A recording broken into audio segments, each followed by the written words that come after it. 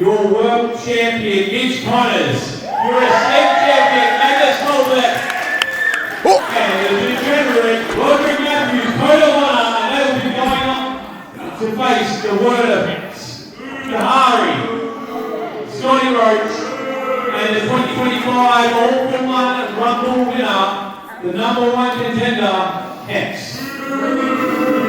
We also have MXW Tag Team Champions, Nova Nichols and Erica Reid. They will be going up against the former champions, cashing in their rematch clause, Nate Hunter and Killian Bates, barely legal. That's fair. And we have Brah in this. A massive first time ever, making their MXW debut, Geelong Zone, the Eternal, Edward Dusk. And he's going one-on-one with a former TNA, King of the Mountain Champion, TNA World Champion, NWA Tag Team Champion, a TNA Beer Drinking Champion, and of course, TNA World Heavyweight Champion, the Cowboy, James Storm. He's your main event at WrestleFest 9. I'm done talking. Let's get to some goddamn wrestling. MXW WrestleFest 9 opening contest is scheduled for 1 fall. Introducing first. Guys, gals, and our non-binary pals, welcome to MXW WrestleFest 3! 3 of them! Unbelievable. I'm one of your commentators this evening, Ryan Betson, as always, joined by... The other one, Craig O'Flaherty, here for the 3rd WrestleFest, and so freaking excited. Let's go. Man, you would have heard Pat say it a moment ago, we have one heck of a card. We have got title matches, got tag team titles, upload championship, massive main event, but we are kicking things off with a pretty fantastic match in and of itself. We have Kayno. I am really, this is going to be huge. This is going to be just a lot of fun, just a fun, exciting, high energy match. It's going to be awesome.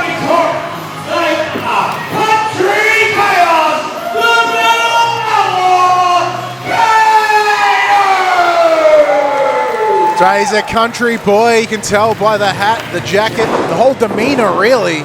And he is taking on someone from a different country. From a whole different mindset, you would say. But yes, a different country, but still hugely skilled. That's Geelong crowd a bit excited though. Very excited for Kayno. But Kayno is going to be up against something pretty new to the scene. Like, he's been around a little while. Seen him over the likes of DMDU, where I've seen him do some remarkable, incredible things. Be the tag team champion, in fact. Absolutely, but well, he's a vibe. He absolutely is. We've seen him here numerous times. It is El Negativo. Talk about a presence, Craig. Oh, I'm just getting lost in the presence is the best word for it. Just the smoke trailing out behind him as he just stalks around the ring.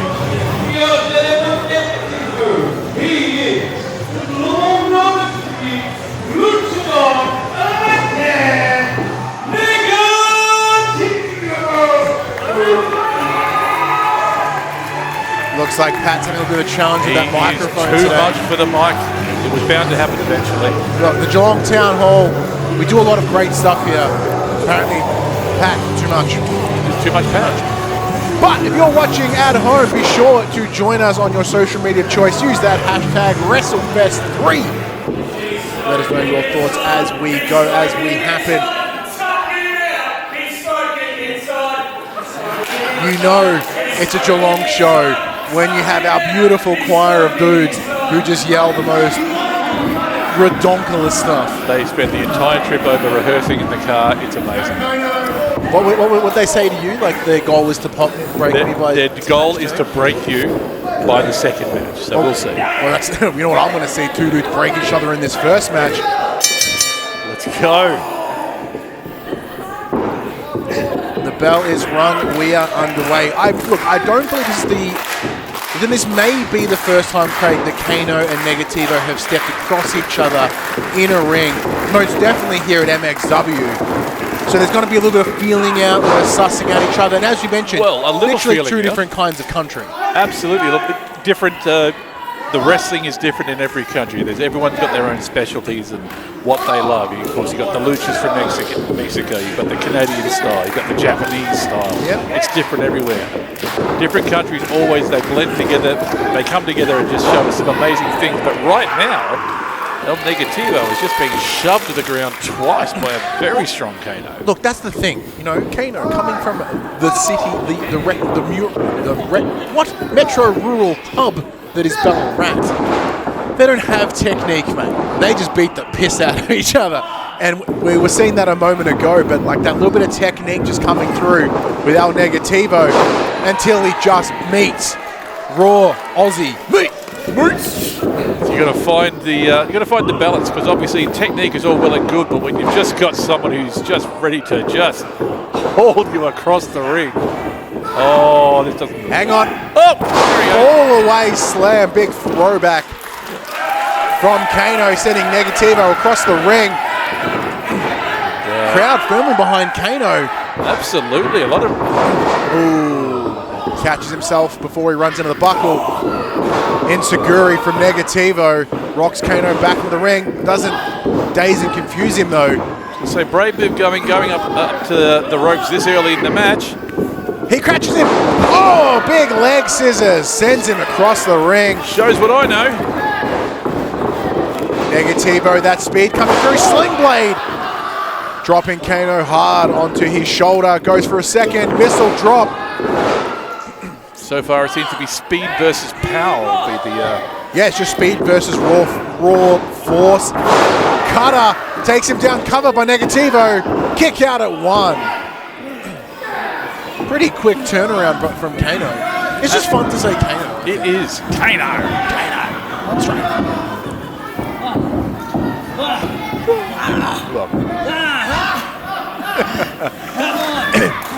Negativo with that elbow locked firmly under the jaw of Kayno. Slowing the pace down, which is odd, especially when you are Negativo and you are the one that's been delivering the speed thus far. Unusual tactic, but obviously you got to do something to try and counter the power. If your usual sort of explosiveness isn't working.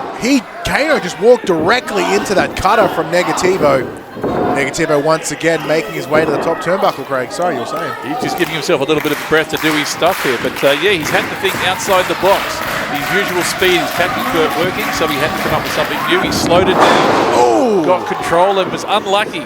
Goes for a senton, nobody home. Big shoulder tackle from Kayno. Takes him down.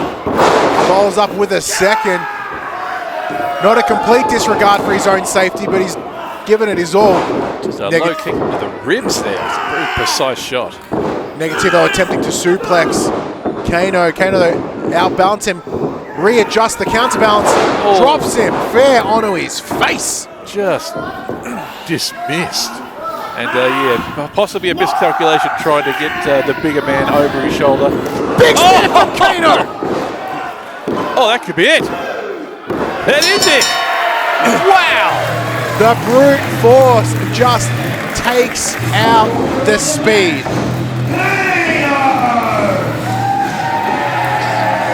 Poor Kayno, poor Negativo didn't really get out of the starting box. What I'm looking for is this victory here tonight at WrestleFest 3 puts Kayno in a great opportunity. You know who I want to see? I want to see Kayno versus Max Kelly. Yes, I do. I want a battle for Australia. I didn't know until right now, but yes, I absolutely do. Battle of the Razorabone, Battle of the Akubra, and other various Australian iconographies. But one thing can be sure, Kayno secure himself the victory here tonight. Not saying that I don't want to see Negativo again, because my God, do I absolutely do. Absolutely, sure. The crowd showing their appreciation here as well. It was a good, solid opener.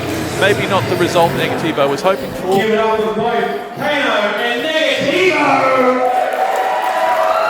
but they were still able to put on one absolute banger to open the show here today at WrestleFest 3.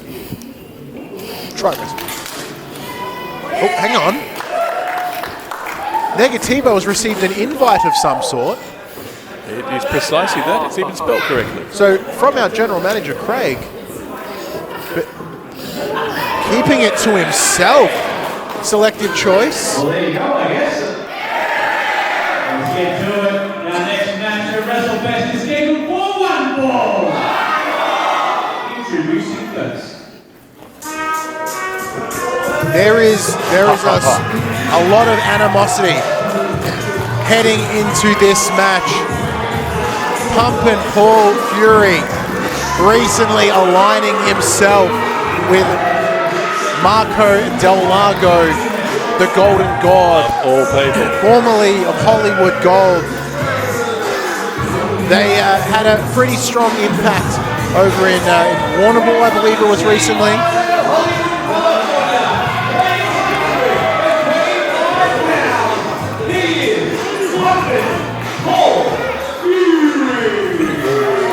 Absolutely. It's weird to think that it was a year ago at WrestleFest 2 that I first saw this man wrestle. Wow. And he was fairly new on the scene, but I tell you what, it's been a hell of a year. It's been a hell of a year for Pumpin Paul Fury. If you want to talk about what a year with either a mix of good and or bad, you want to talk about this man. The director, JP Hargraves. 6 months he's been away from MXW. 6 months that he's been away from wrestling.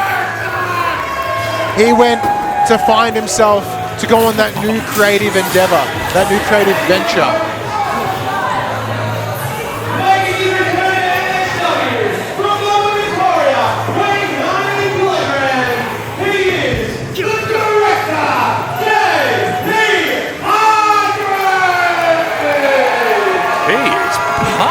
He is, because, as I said, this is a return. And as we just mentioned a moment ago, Marco Del Lago, Marco Del Lago, his former tag team partner, after just doing some hard damage over in Lara at Dead End. It was a betrayal of the worst kind. They had been inseparable. I mean, former tag champions themselves, they held the tag belts for over a year. That they did.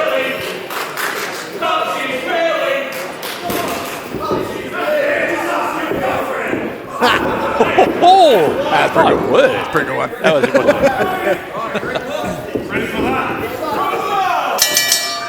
The bell is rung. We are underway. But yes, we cannot stress this enough. I said 6 months away. I was having a chat with JP Hargraves at the beginning of today as he rocked up. I'm like, hey man, it's so good to see you. Like 6 months away. How are you feeling? What's going on? He's like, I did what I needed to do. I took the time away. I found myself. I needed to be out of Hollywood. I had these great ambitions to be this director and professional wrestler, but Hollywood, like it does, it corrupted him. It put him into a place he didn't want to be. I can see that, and I can understand. Sometimes it's like if you're too long on the internet, sometimes you just got to step back away from it. Toxic environment, Hollywood, very similar sort of scenario. And it'll be interesting to see how the time off has re-energized, innovated this man. Well, he's certainly looking fantastic, and he is moving fantastic. Now, Pumpin Paul Fury is one honk of a man. He's a big old slab of meat, that gentleman. In the best possible way. And he was, look, Hargraves was putting up a good fight, but Fury, with that extra strength coming through, instead floats over. Grabs him. Oh. A little bit of... That was cute. Off the middle rope, DDT. Using the middle rope for a bit of leverage and just getting some more just hoiked height himself as he's, around. yeah, that was slowed Paul right down. Oh, Pumpin Paul Fury sends Hargraves over, gets caught with a right elbow. Paul's Fury's reply there was a bit sort of slow to get going. It looks like he might have... that was awkward. Brutal landing from Hargraves as Pumpin Paul just Can't see how he's landed, but he straight shoves him. Anything but awkward, but not giving him time to get back up. And the count being administered now. Ref Drava, the Youngblood, getting up until the count of 10 after Hargraves lands hard on the lovely wood floor here at the Geelong West Community Theatre, Town Hall, whatever the hell we're called. Oh! Then there was a bit of hold to the face, following a slap to the chest, as well as being rocked into that barricade on the outside.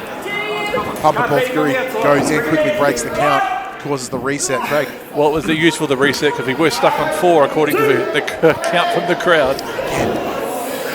Oh, holding so strong. The raw strength of Pumpin Paul Fury, holding Hargraves high and just sends him through the middle rope back into the middle of the ring. Fair enough. You know what? After that, I'd pause and flex too. That was very impressive. And Fury dominating at the moment, very much in control. Like it started strong for the director, but it just got a little bit out of his hands. Well, that could mean 6 months away from the ring, a bit of ring rust to get in the way, to get cleared out. This is his first match back. Well, and on top of that, we were mentioning it earlier, Pumpin Paul Fury, half of Golden Fury with Marco Del Lago. It's very likely that Paul Fury has had the time with Marco Del Lago, learning the ins and outs of the director, allowing him to do that incredible hang time suplex. He had about a fortnight up, hanging him up there, and just wandering around with cover. Kick out at 2. You know my feelings on those sort of lackadaisical pins. But if you're going to pin someone, make them work for it. Don't make it easy. But Pumpin Paul Fury, he is just doing a message here, right? He is essentially the messenger for the Golden God, for Marco Del Lago. That's all this is. Like, it's just like, I need you to beat him down. I need you to solidify a point that he made the wrong choice. Stepping away. It's not about winning the match, it's about defeating your opponent. Hang on. Oh. Things are turning around for the director. Gets his jaw, Ball gets his jaw rocked. Just gets caught with the pounce from Fury. Cover. Catches the rope. That's he's been away for 6 months, but he's still been thinking about wrestling. He knows where he is in that ring, and you can't discount that this man was a long-time tag champion and knows his way around this ring. That he did, and with that great ring awareness, getting his foot on the bottom rope, still putting the dukes up, but Fury tells him to suck it. Oh! Hargraves hops his way over Fury. Declines his generous offer. Goes for the clothesline, not enough to drop him down. Fury's on his knees. Gingerly gets to his feet, catches him. Oh, it's still unable to take him off his feet, but that man has a very low center of gravity. That he does. Hargraves tries for another. Catches him! Cuts him in half. Cover. 1, 2, kick out at 2. You need a bit more to take out Pumpin Paul Fury, Craig. Absolutely you do, but I tell you what, the director showing us he's still got a bit in the tank, and he's only just getting started. It's like he's stripped back the Flash. He's gone back to basics. He's just doing what works. He's getting the solid stuff in and just wants to beat his opponent. It's not blockbuster moments. I mean, it's about those little moments of where you can show your artistry, your finesse. That's what a director looks for, especially after they lose themselves to the Hollywood system. There's the Oscars and there's the Cannes Film Festival. Oh, hang on! Oh, wow! From JP Hargraves. Yes! He does it! That was amazing!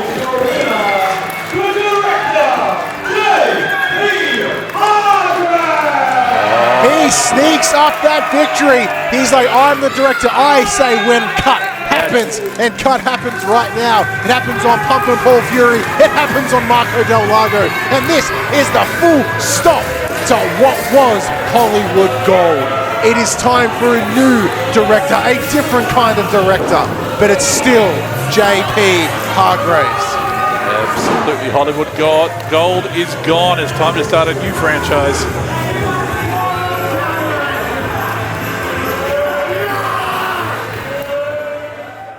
So let's get to our next contest at WrestleFest Night 1. And it is scheduled for one fall.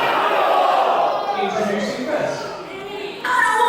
Much appreciated shout out from Pat, because yeah, we are Geelong's own. This is where we call home, and someone that we are very lucky that they also call MXW part of their home. This man, it is Josh Redfield with Kissy Missy in hand. That's the name of the character. That's Kissy Missy. Oh, I didn't doubt it. I just love hearing you say it. After the tail end of 2025, deeply in chase for that MXW Ascend Championship. Honestly,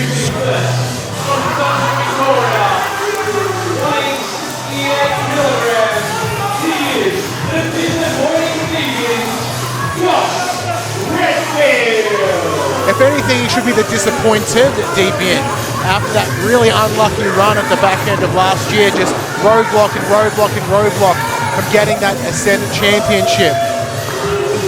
The frustration within this man must be strong. Absolutely. It's definitely a driving factor. And as you said, the back half of last year, not the shining moment that he was hoping. Not at all. Introducing his opponent.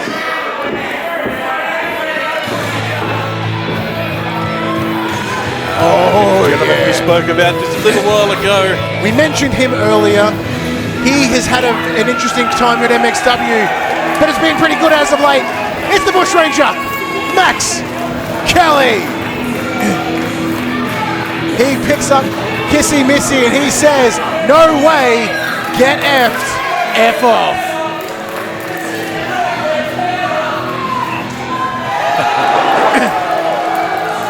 Kissy Missy from the stage. Oh, them fight words, I guess.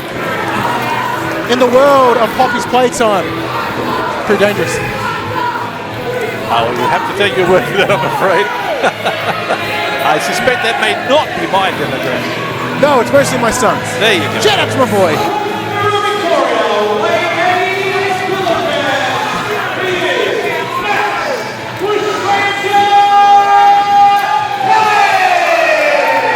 Just to clarify, my son's also a fan of Poppy Playtime, not Josh Redfield. He is not my son. He's my boy. He's not my son. Well, we'll wait for the test to come back on that one. That is what Max Kelly has to say to Josh Redfield.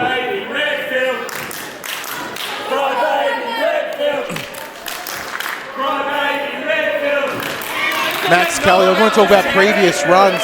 One of the first ever to hold the MXW Upload Championship, which will be defended later tonight.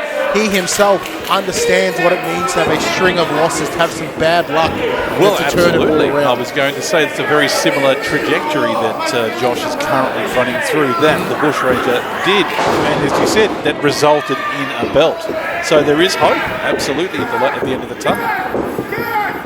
But just like Max Kelly, Josh Redfield is going to need to secure himself some additional victories to be back in that title picture again. Ref Kenny makes the call, and the bell has been rung. We are underway. But yeah, what an incredible series of matches to finish off 2026. It did end up with Magnus Colbeck as that Ascend champion. Not so good news for Josh Redfield, though. Not the greatest, and I'll tell you what, that Magnus is going to be hanging on to that belt for some time if I've got any judge of it. Yeah. And in your subjective opinion. In my subjective opinion, of course, he is and still remains my mother's favourite wrestler. But we'll get more on that later, because this match is some of the best hair in the business right there. And can I say, Max Kelly's beard looking particularly bushy today. It is quite Bushranger. Oh, big L's and a finger from the crowd. I love to see it. And the frustration coming out of Josh Redfield, we mentioned it earlier. I had not considered it would be accelerated by the people here of Geelong. Yeah, indeed. It looks like he's it's like having little sore underneath that's just niggling, like a rock in your shoe. It's clearly still the things he would normally shake off and not worry about seem to be getting under his skin today. Well, look, Geelong, aside from us being here, living here, love this town, love this little city. It is an incredibly good wrestling town. The crowds here are loud, they are vibrant, they are excited. They do love their wrestling in G-Town. So it does make sense why they would get under the skin of someone who's already, their emotional regulation's already pretty tough, right? That's sitting at like a 90%. The smallest thing will likely push him over the line. As they start running the ropes, Max Kelly hops over. Redfield ducks his way to the outside. So that's what I play that game. I thought we were wrestling. Max Kelly, though, seems to be maintaining a nice, cool, calm demeanor so far, which is good to see. Yeah, he's really come into his own of late. I've seen him around the traps the last few months, and he is wrestling well. He's wrestling consistently. And he's wrestling with great awareness as he quickly ducks out of that elbow from Redfield. They both hit the ropes. Basement drop kick from Kelly takes out the knee of Redfield. Double stomp onto the spine. Watch his back bow under the double foot stomp. Then a missile drop sends him into the back corner. Great work from Max Kelly. It is just speed. It is consistent. This is a great exchange. Sends Redfield off, hits those buckles with intensity. Fireman's carry. That could have ended very badly, but Josh is just able to wiggle out of it. Drop toe hold onto the middle rope. Redfield, big running knee. Right to the table into his throat. That's going to slow everything down. After a knee to the back of the face. That's the back of your head, isn't it? I suppose it's all the back of your head. All the back of your face. See, Josh in control now, but still letting the crowd distracted. He may be in control of the match, but he is not in control of himself. He is not. And that is where that big weakness is going to come through. That's where it's going to detract, I think, for Josh Redfield. Even just getting into the way of Ref Kenny. To be messing with Ref Kenny.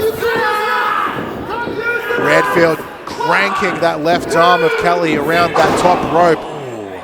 And as we say, look, top rope, the rope is a misnomer. It is a high tension steel cable wrapped in some padding with a little bit of tape. It's not a nice thing. It's not a lovely thing. It's horrible. It sucks. Especially when your bicep is just taut around said rope. Hang on.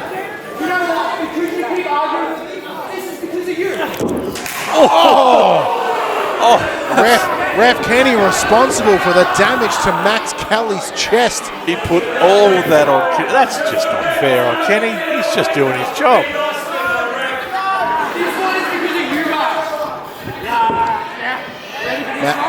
Redfield. Oh! Yeah, that is from them!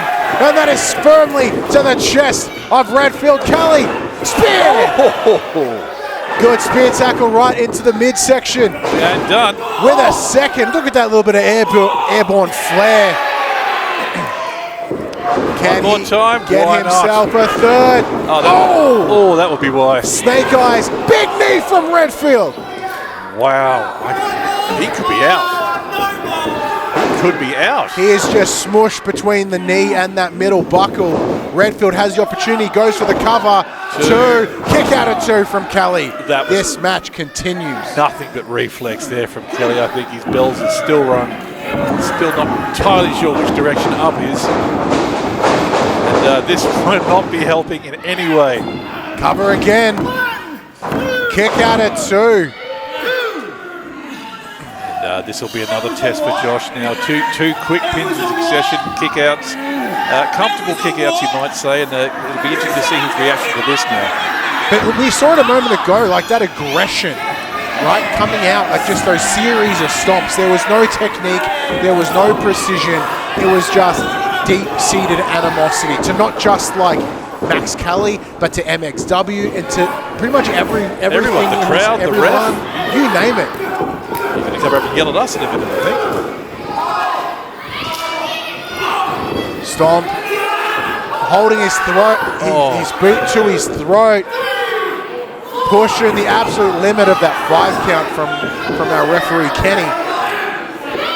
He's copped a bit of damage to his neck so far. He hung up on the middle rope there at one point, and now just driving that in there for a 4.9 count. Redfield trying to get the energy out of the Geelong crowd, but they don't care. They want Max Kelly with that running knee. I don't know if you could quite see that from your camera angle, but the way he's twisted with that kick. Speaking of twists, he twists his shoulder and manages to break the pin at like 2.8. 2.8! Okay, I got a bit. I'm with Josh on this one. I dead set thought that was all over. I did have my bell ring in hand ready, but the only person with their bell rung seems to be Max Kelly. As Josh Redfield, he looks a little bit lost. What does he have to do to take out the Bushranger? The disappointing Deviant wants to tune up the band.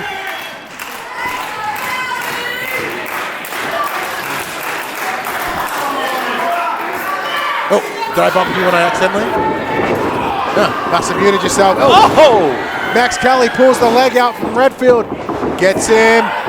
Bounces it. Oh, drapes him across that top rope. That rope, quote unquote, as you... Oh, hang on. Kelly gets himself into that corner. If I'm Redfield, I want to get the hell out of the way. Kelly, double stomp! Oh my God! Double stomp on the top rope. Lands him in a seated position.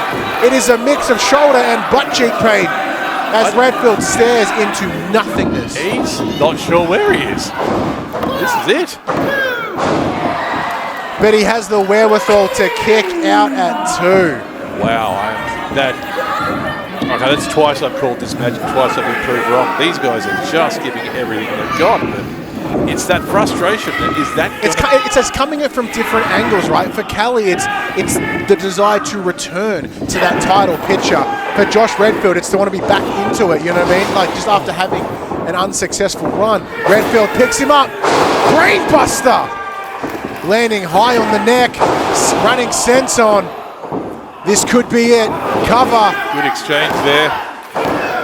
Kelly kicks out at the last possible second. Somehow this match continues. But again, the distractions, the crowd yelling at the ref, it just gives Max Kelly time to get his breath back and get back on his feet. Kelly seems to be seeing it that this is an opportunity. This is his little window of time to have the upper hand as Redfield's distracted by ref Kenny. Turns it around. Oh! Clothesline from down under. Back elbow. Yeah, nah, he says. Ducks under, hits the rope. Big boot! Oh, how much more can Josh take? Just strike after strike. Max Kelly using the energy from the crowd, not battling against it, not fighting it. And that's what you're supposed to do, draw from it, don't demand it. Picks him up. Oh, Redfield manages to get through, kicks the knee. I think there was a poke to the eye there as he went up. Running knee again. 1, 2, kick out. Max Kelly continuing to somehow. Oh, and that's starting to boil over now. He thought he had it. A swift thumb to the eye, and he thought he had the advantage, and now almost chucking a tanty in the middle of the ring. Grabs him by the hair, gets him to his feet. Redfield, fireman's carry. Up on the shoulders, Kelly gets his way out. Returns the favor. Oh, he's managing to get to the rope. Smart work by Redfield, who then slams the throat of Kelly into that top rope. Third big hit he has taken to that area, and it's going to start making it very difficult to breathe and catch your breath. Because contrary to popular belief, breathing really important. I'm a big fan. Especially your throat, also important part of your body. You don't want to get it wrecked too hard. Need it for singing, talking, being Australian. That's right, saying things like, no way, get out, F off. You're able to say that with Max Kelly. Oh my God, what the hell? With a distraction, ref Kenny That's Jackson Shepherd. That's former tag partner, former compadre of Josh Redfield. Given the opportunity for that running knee into the barricade. Oh, I think he might have figured out how to get past his frustration. Oh, no. Josh, what have you done? Oh, this is not how you do it, Josh. This is not the Redfield that had the opportunity, that earned that ascend opportunity.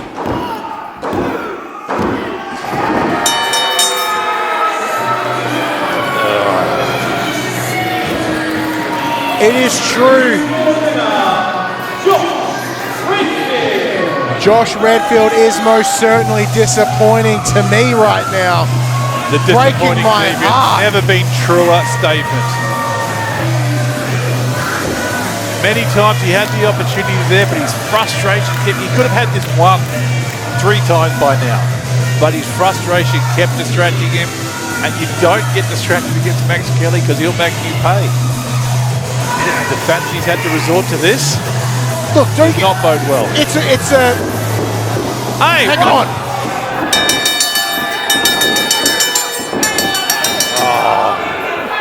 Once again, the bell does nothing. Well, it does nothing.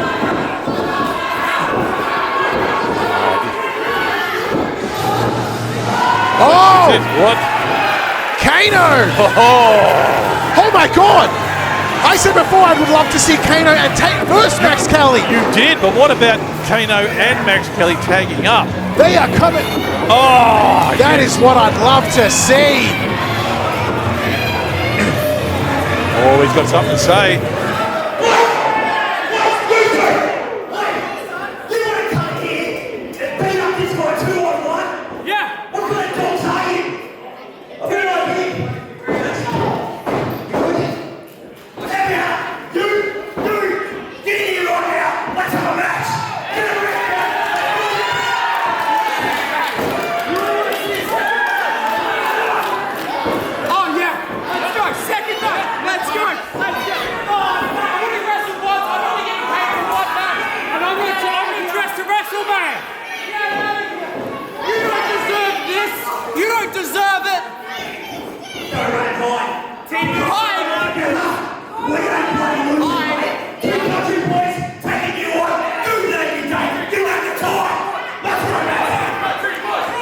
Well, I know whatever that date is, whatever that time is, I will be there. I have never felt more Australian than this moment. I am not a patriotic man, but there's something that makes me happy about watching those two men in the ring.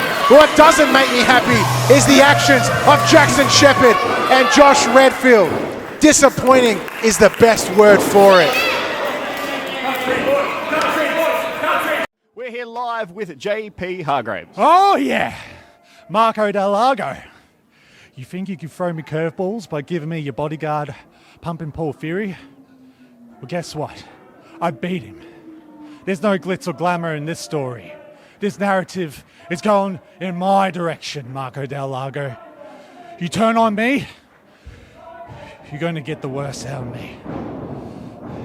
I'm going to have my revenge, and that's what this narrative is all about. Whenever that may be, Marco Del Lago, I'm coming for you. Cut, print, that's a wrap. Thank you, and we will hopefully see Marco Del Lago in the ring with JP Hargraves. Ladies and gentlemen, one ball! Introducing first. Now this one I'm very excited for. When you hear that sound that I'm not going to say exactly what it is for legal reasons, you know you are in Cuda country, and Geelong here, we bleed purple, we bleed Cuda juice, because it is Cuda country. If you are still recovering from that time you actually sampled the Cuda juice. I'm still buzzing. I still can't pass a drug test.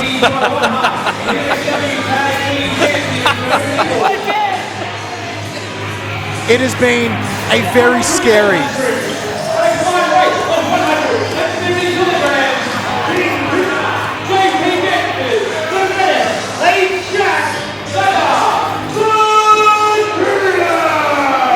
Look, it's been very risky being me since drinking that Cuda juice. Like, in almost like a Spider-Man-esque fashion, I felt it change in my DNA, like in my being. You still glow faintly in the dark.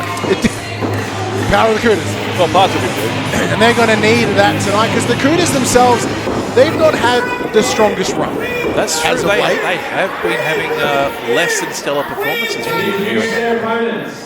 Because we've still got Robbie Parker, who we're used to see tag up with JP Bamford. He is still off after getting his knee completely obliterated in the hands of Big Rig Fox. Yes, he did. At, I think it was at WrestleFest last year. But they're going to need that to take on these gents. The Crowe Bros. Emilio, Adam Crowe.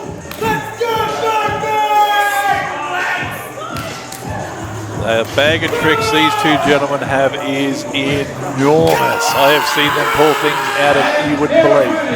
From the 420 Robbie Fox at a combined weight of 47, AK 47. The team of the first round battle.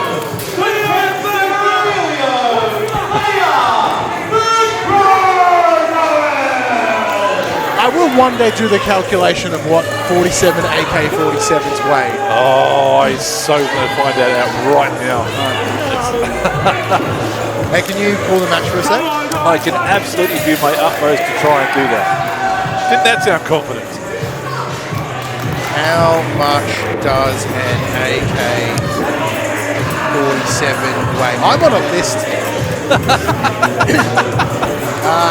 4.3 kilos, so 4.3 by 47. Wow, they weigh almost 200 kilos. They weigh 202.1 kilograms of Raw Tag Team Brotherly Radness. All that Brody energy coming in at a whopping 200 and however many it was, 202.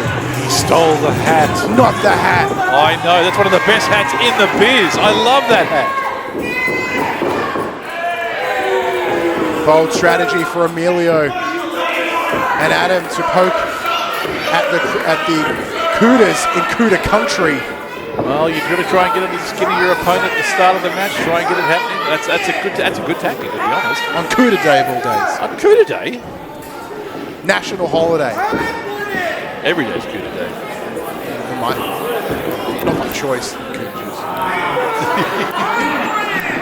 Actually, that settled more on your liver. It's where it calcifies in my heart.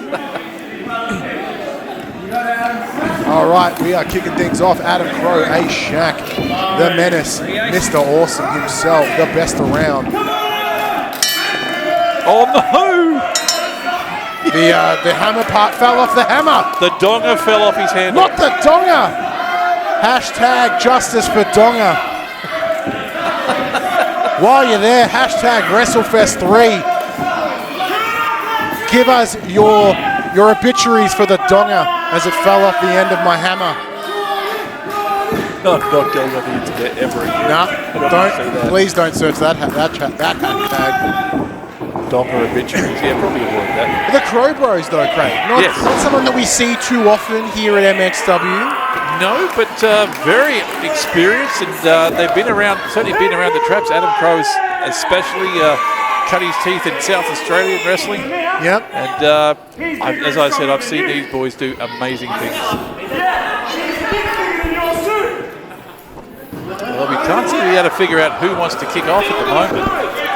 They're just, no, we're going to have a switch. Adam's decided he's going to let his little brother have a go first.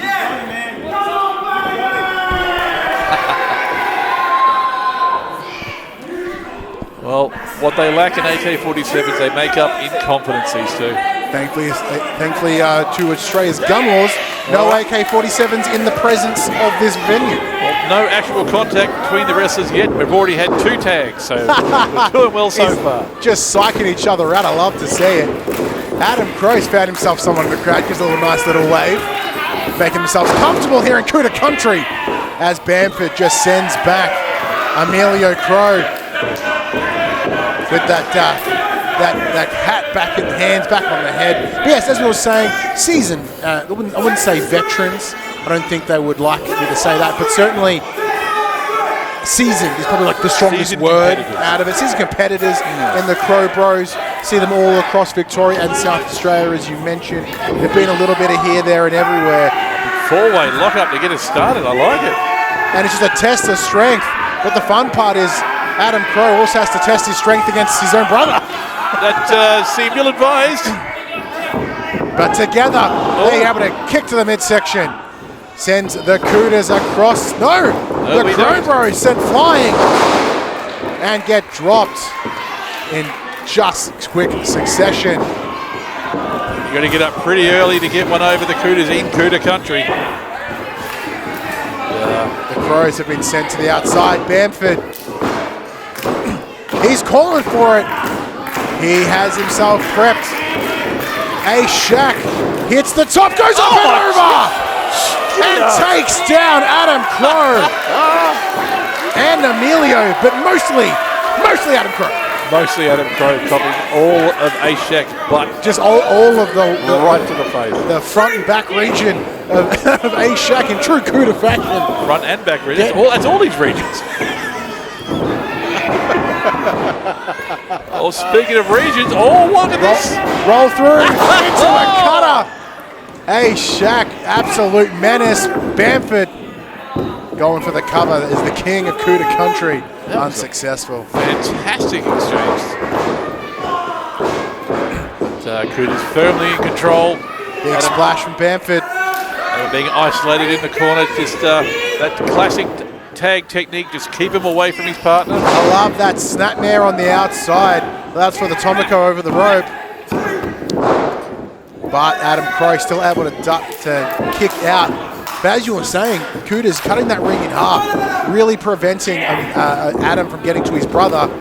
Leaving him open though, spinning around. Oh, Marcus, you don't know where he can pull this stuff from. It's amazing. Oh, lawn darts him, Just bullseyes into the top turnbuckle. which allows the tag for Emilio. Oh, Synchronized forearms into a team snapmare. Off the ropes. Big double missile drop in, stare to the side of A-Shack's face cover. that familial relations there. These guys have grown up wrestling. They've been doing it all their life, even before they did it professionally.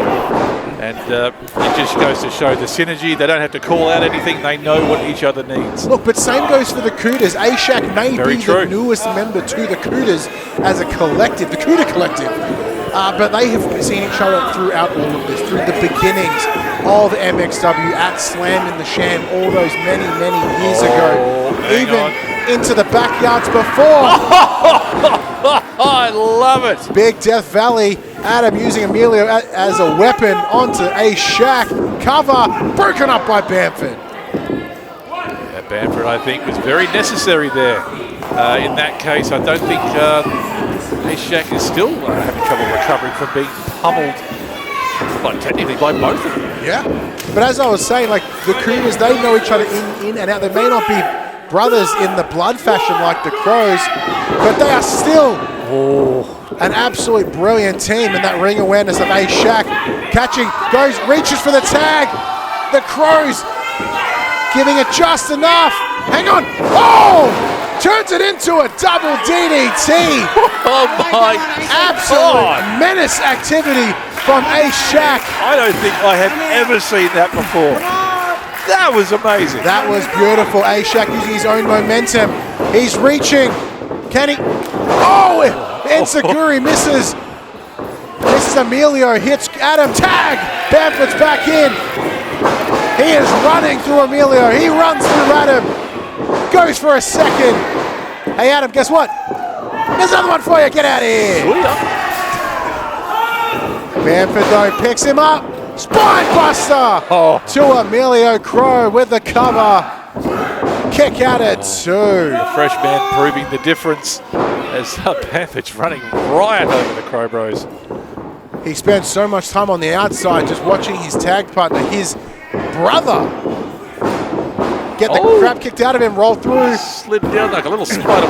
A-Shack breaking the pin. And I'll be honest, I'm not sure which way this is going to go. Usually, you do this job long enough, you get a sense of where these matches are going to end up. But I've got no idea where this is going to go. We can start to read the room. We read the energies of the people in the match. We see how it's going. But the Cudas are calling for the tag team. But And Adam Crowe saving Emilio from a double. Bamford's down.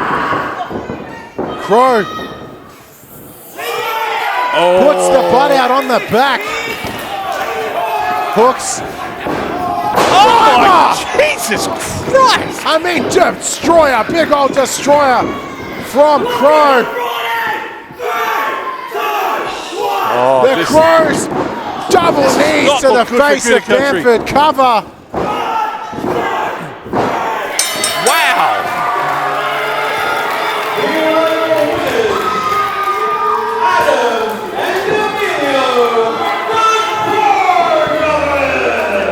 Jeebus. The Cudas still unable to break this losing streak, this bad luck over the last couple months.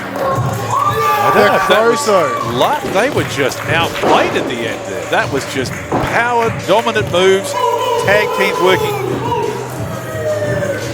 Amazing synergy between the two. I love watching the Crowe Bros, but this is not great for Cuda country. No, not at all. But you mentioned the synchronicity coming out of the two of them. They were able just to bring it home, bring it through, get themselves that victory here at MXW. As we mentioned, we haven't seen the Crows here too much, but with a victory over the Cudas, who call MXW home, wouldn't surprise me if we see them back once again.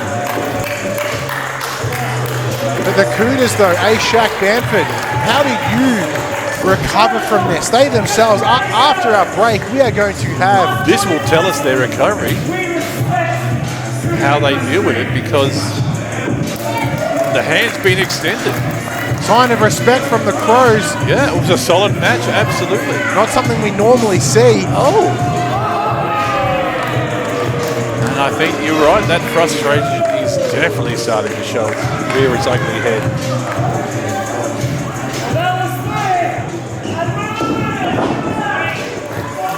Hey, Shaq attempting to rip down the screen. That's enough of the Crowe Bros, he says. That's a very valiant effort. That's a big old screen. You're not getting that down in a hurry. The Crowe Bros getting to walk out with their heads held high as they secure the victory. Let's go!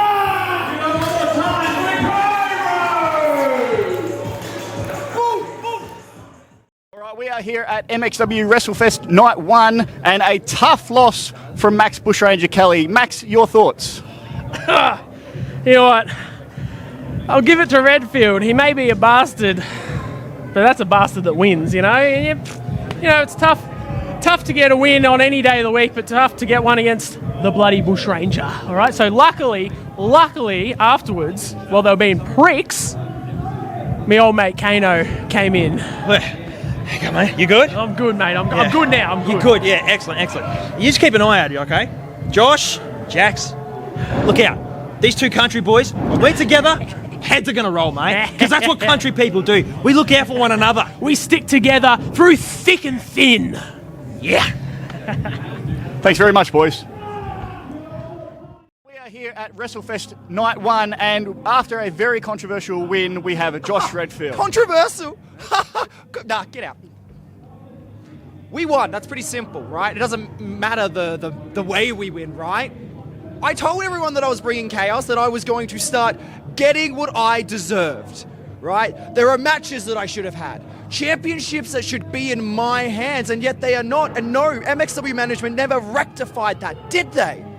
So I've done it myself, and I said that Max Kelly was going to be the first victim on this train of justice, and well, that's all it was just laying waste to one of MXW's favorites. So who's next? Or is MXW going to start giving us what we want? We could go for the Ascend title. We could go for the tag team titles. But hey, you're probably sitting here wondering, is that Jackson Shepherd?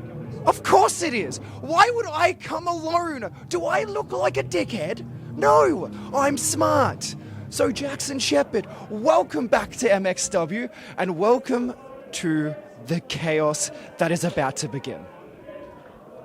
Where are you, Kriag? Take back the mic. Here we go. MXW, I told you this. This isn't a warning. This is a goddamn threat.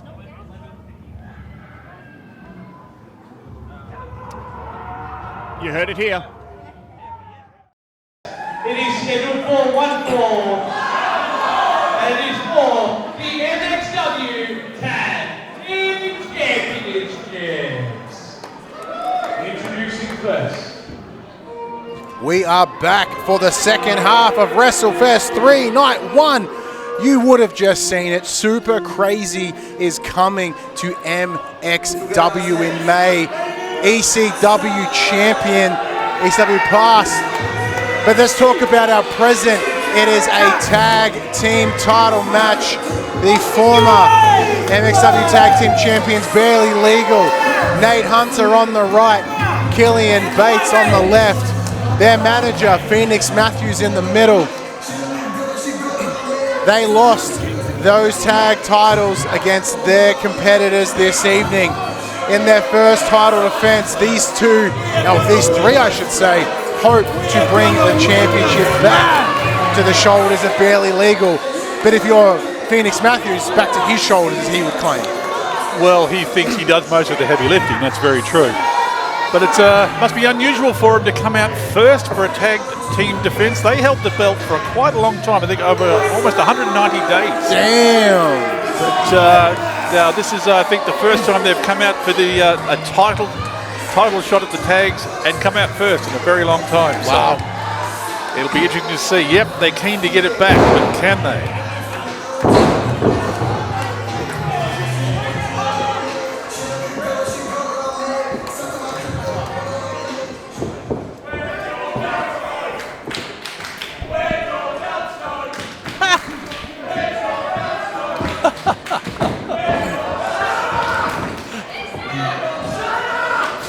Crowd here at Geelong letting them know, hey, where are your belts, mate? Where are your belts going? Well, look, it's showing a genuine, concern. Yeah, it's a question. It's a serious question. And here's your answer. Oh, yes. After securing those MXW Tag Team Championships in Warrnambool, your neck of the woods, Absolutely. this team, Nova Nichols, Erica Reid, together, they are your champions, and they are the Brah Burners. Brah. Oh, Barely Legal have their work cut out for them, as we've proven. They've already lost once. Can they beat them this time? I don't know. I know who my money's on, I'm going to tell you. My money's on whoever picked Fleetwood Mac for their music. Holy crap. Yeah, well, that's always a plus. That's it. That's the tune. Tune of the night right there. Keep us together, old Brah Burners. And the other half of the Brah Burners, she herself coming from the land of Cuda country. Cudas represent tonight. Accompanied by Ace Shack, JP Bamford, Nova Nichols. Hang on. Hang on. Wait. Come out to support Nova, but Erica Reid seems super keen, but Nova not so much. I guess after their tactics, their decisions in the previous match, they have been sent to the back. I think it misaligns with Nova, it seems. Well, yeah, absolutely. We were saying at the time it was atypical behaviour for the Cudas, and perhaps the Queen something to say.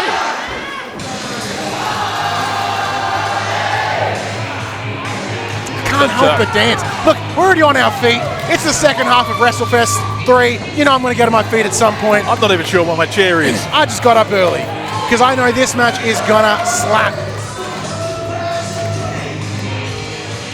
And I'm just going to put it out there. One of the things that I love about MXW is that these championships, these titles, they are genderless. We don't mind who you are, how you identify yourself. If you can wrestle and you want those belts, guess what? You have a shot. The possibility. But you need to earn that with some dope-ass wrestling. And that's what these two have done in Warrnambool. I'm shimmying with the crowd here in Geelong. Shout out to Just With This for giving me the energy and the sugar to shimmy my way through some Beastie Boys. Ladies and gentlemen, the MXW WrestleFest Night 1 next contest is scheduled for one fall. And it is for the MXW Tag Team Championships. Your referee in charge, Mr. Mikey Youngblood.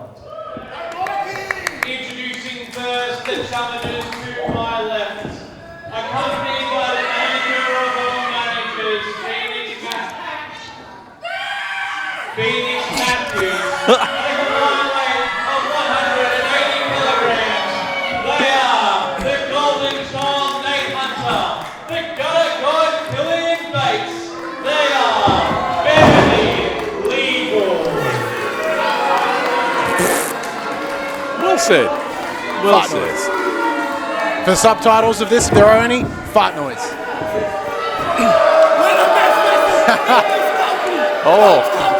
Look, understandably, Exactly what they think. former tag team champions, there should be some respect their way. But they didn't win it here, they won it in Warrnambool. They didn't earn it here. And their opponents to my right, from the two best countries in the entire goddamn world, they are your reigning, defending MXW Tag Team Champions, the First Lady of Cuda Country, Nova Nichols, the matriarch of Mayhem, Erica Reid. They are the Brah! Oh, whoa! Is he called it? Oh, that's it. They're away. That was not my most enthusiastic. I was just frantically scrambling to try and grab my bell thingy. I didn't want the dongle to fall off. That's true. You haven't a loose dongle all evening. Absolutely crazy, just like the beginnings of this match. As barely legal, immediately on the offense, Nate Hunter taking aim at Nova Nichols with Killian Bates taking eyes on Erica Reid. And of course, Phoenix Matthews with those belts in his hand. Do wonder how he himself would get involved in this match this evening. Wondering who the legal wrestler is at the moment, or are we doing tornado tag rules? What's the situation? I think it's a little bit loose until we decide. Oh, It's turned around. The Brah burners are working on barely legal. Sends him across the ring, hit the ropes. Arm drag for one, arm drag for another. because we're equitable. Arm drags for everybody. Arm drags for all. But both barely legal take their way to the outside. Great catch by Phoenix Matthews of that shirt from Killian Bates. That's why he's the manager of managers. That's good synchronization as a team. They run off the outside. Oh! Twats. Synchronization, turns out means running into one another. Great work by the Brah burners. Interesting management technique there. When approached by your opponents, run in terror. It's interesting. Let's see how it pays out for them. It's a bold strategy, Cotton. Bold strategy, Cotton. This match, although the match has started, it is ref discretion for the count out. They've been out for a little while. Hang on. He is showing a fair bit of leeway here at the moment. Oh! Big forearm from Erica Reid sends Nate Hunter back in. We have our legal folk, Erica Reid, Nate Hunter. Snapmare from Hunter, goes straight to that chokehold, pulls her down to the mat. That's a wise move. When Now, you're Craig, up against Erica Reid, you want to keep her grounded. this is their first title defense as the tag team champions, I believe. I believe as the tag team champions, this is the first time they have defended that belt. That is correct.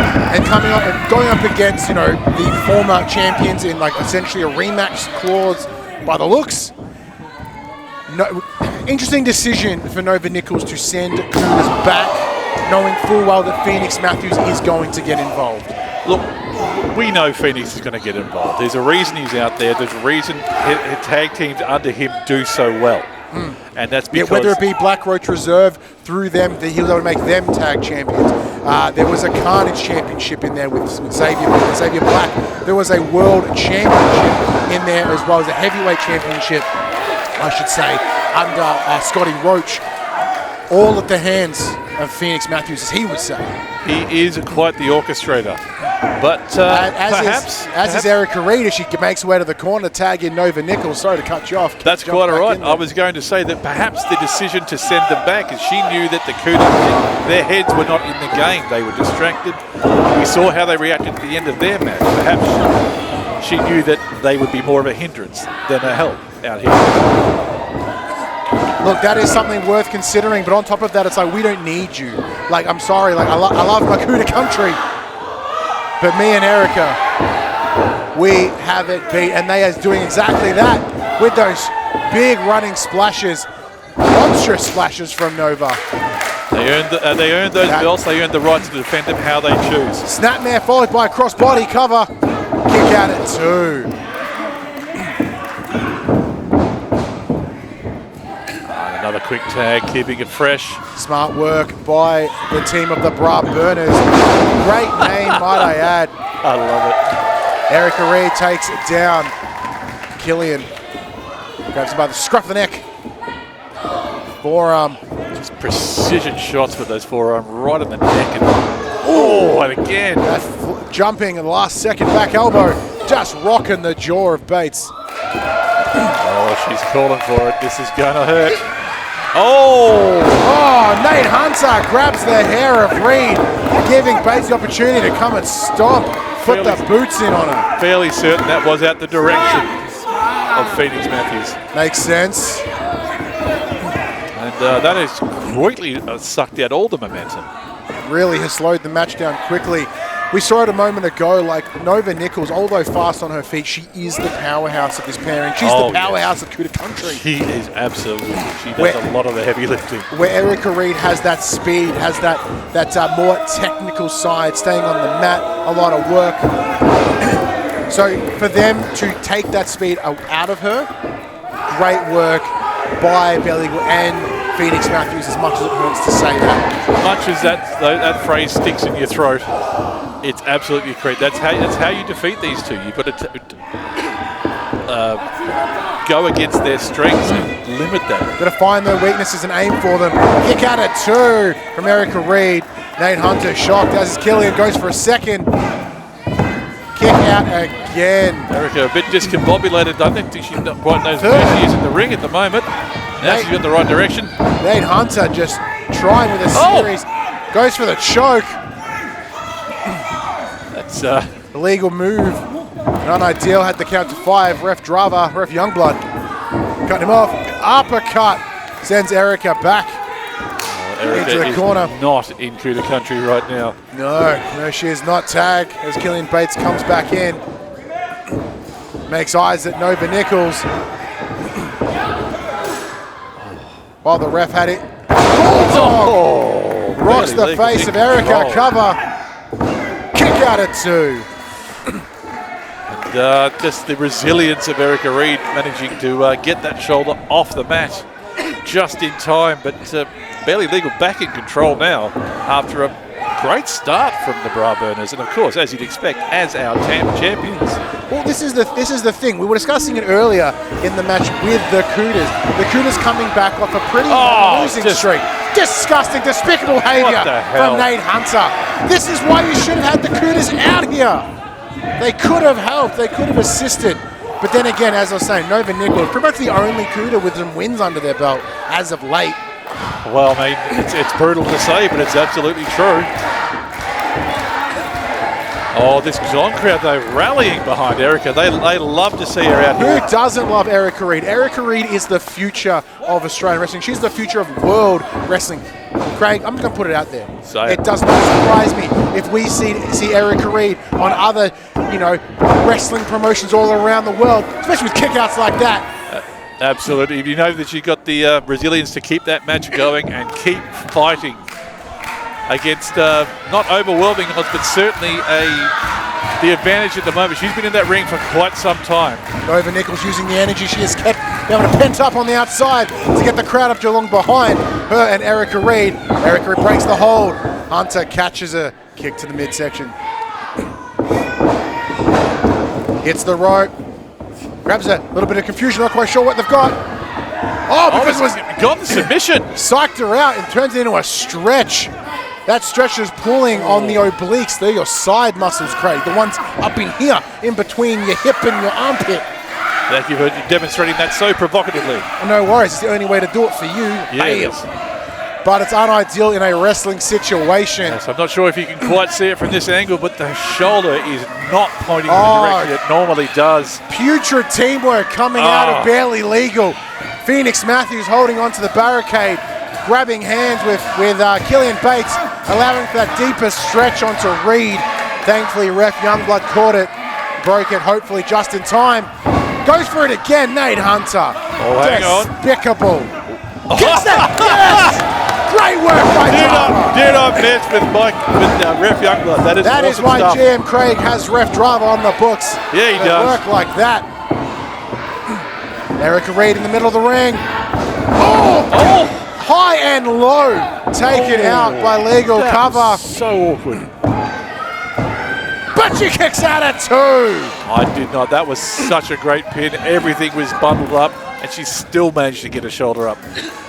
As you said, this wrestler is one of the future. Is the future of Australian, if not world wrestling. As She's gonna be out is so many of the talent you see here at MXW, right? If you are watching MXW, you are seeing the literal future of this industry, whether it be the likes of our heavyweight champion, Mitch Connors, our Ascendant champion, Matt Stunhard Colbeck. Sadly, even our Upload champion, MJ Russo, our Carnage champion with Scotty Roach, and of course our tag team champions here, hopefully for the foreseeable future, in Erica Reid and Nova Nichols.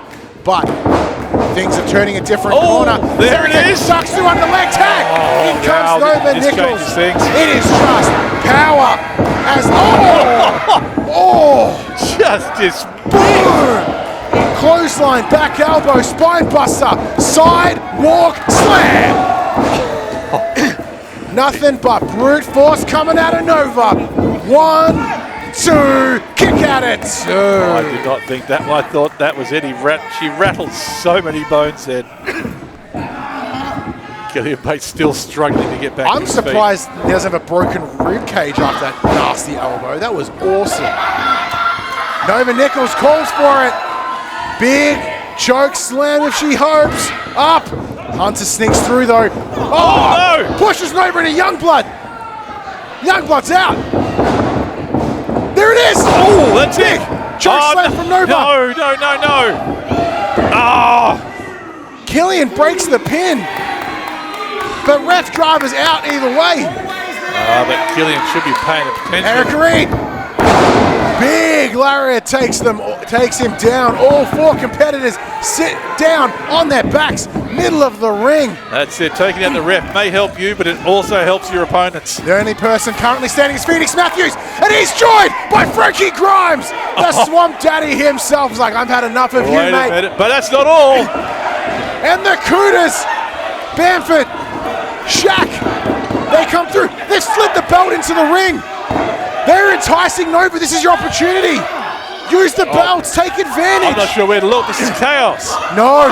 Nate Hunter. No, come on, with the belts in hands. Oh, Jeebus, no. Not like this. Nova Nichols has been taken out. But, Ref Drama still out. oh no, he's up. Oh no. Oh no. 2. Oh, are you kidding me?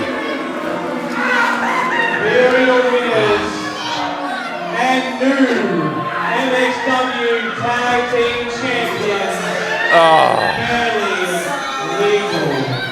I would argue that Barely Legal are literally incapable of winning a match clean. They continue to be the worst. They are, I'm just going to call them illegal now. And the absolute worst of the trio is that Phoenix Matthews.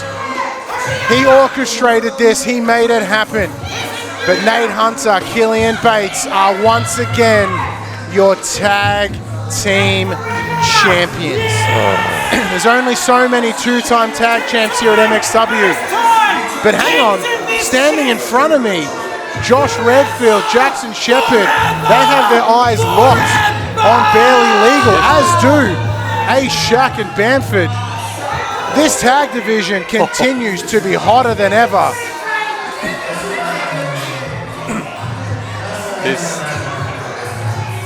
As you said, the competition is strong in our tag division, but that Matthews. I'm sorry, that wasn't how things were supposed to go. But honestly, I've had enough of this happening to the Cudas. What's this? I knew they were upset, but what's going on here? We've worked really hard these last 3 years, and every single time we just can't seem to get the job done. You've been saying that all night? Mm-hmm. Which tells me that there is a weak link in the Cudas. Yeah, what are they saying here? And as the King Cuda, I think that it's my job. Oh, what the hell? No way! The Cudas have turned on Frankie Grime. The one member they fought so hard to get back at the hands of Savannah Rowe. Oh my God, they fought like cats and dogs to get him back in there. He was loved. I don't get that. Hang on! Wait, what? Nova catching Erica. Looks like she was about to hit Bamford. Choke slam to Reid. What is happening in Cuda country?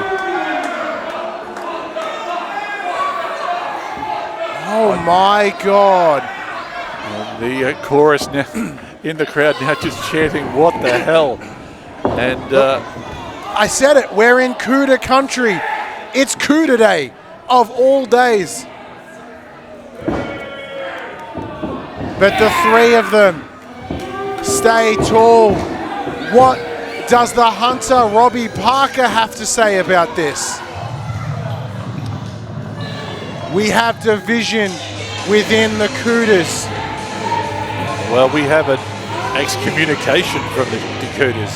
Frankie has been summarily ejected by the look of what we just saw here. They didn't just lose the championship today. They lost part of me. They lost. I hope. They for lost more than Cudas they as know. the standout group, the family of MXW. I mean, we love the Cudas here. You've drank their juice. I have. I am as not. You know, I'm part of Cudas. Here, in my calcified heart. A calcified heart. But at least my heart isn't black like Bamford and A-Shack, and now by extension Nova Nichols, as they continue to put it into Frankie Grimes. I don't know what to say. I do not know what to say. It is not often I am speechless. I don't have the words. In the middle of Cuda country, they take out their own. And they take out the heart of MXW. Let's get to our next match. You guys ready? And actually, I want to hear you loud and proud. Are you ready? All right. Get back into this. Next match at MXW WrestleFest is a 6-person tag team match. It is scheduled for one fall. Introducing first.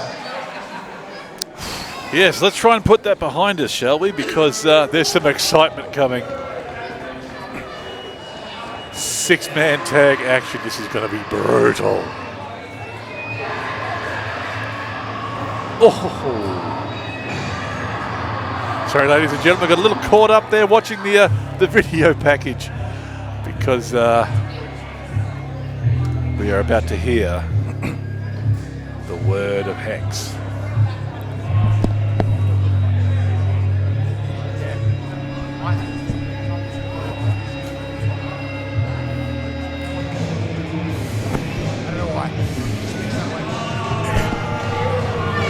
There he is with the Carnage Championship, the newly redesigned Carnage Championship. Yes, indeed. That looks, the belt looks amazing.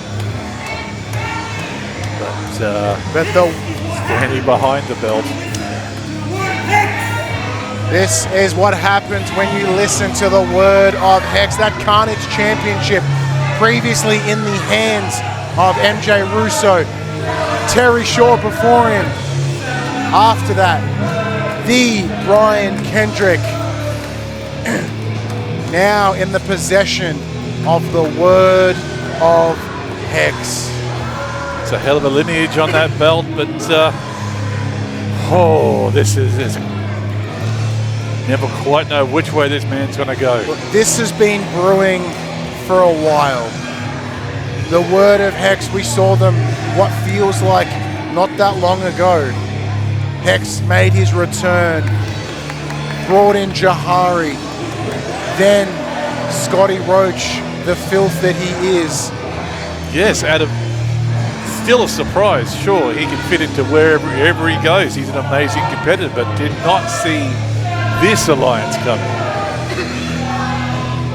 Even here in his hometown of Geelong, Scotty Roach, what used to be cheers and praise and admiration. Every time I've seen him in Geelong, the crowd loses it. 180 kilograms, the king of the Sadistic Spirit, Jahari, the MXW Carnage Champion, Scotty Roach, and the winner of the 2025 All-for-One Rumble winner. He is a madman. Oh!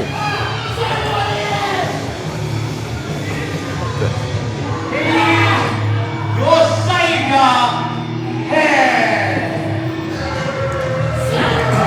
Jahari having some issue with Pat's announcement.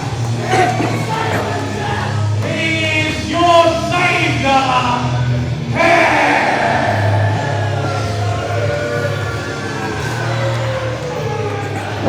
The Tanifa himself getting into the face of our ring announcer, Pat. So objected to the word madman, preferred saviour. Well, formerly a mad, look, some say those that change the world are mad, Craig. Those geniuses, those visionaries are mad. You've got to be mad to see the change that is required. But what makes me happy, not mad, it's this team. There you look, I'm gonna give it to you. Is your boys. Oh, here they come now. These are definitely my boys. We've got Roderick Matthews leading the chart, and then my mum's favourite wrestler, Magnus Thunderheart Colbeck, and of Our course, Ascent champion, Magnus our Thunderheart Ascent champion. Colbeck. I apologise, absolutely. My mum's favourite Ascent champion. And the third, the heavyweight champion himself, Geelong's own, Mitch Connors. And you know he's Geelong's own because it's written on the back of his jacket.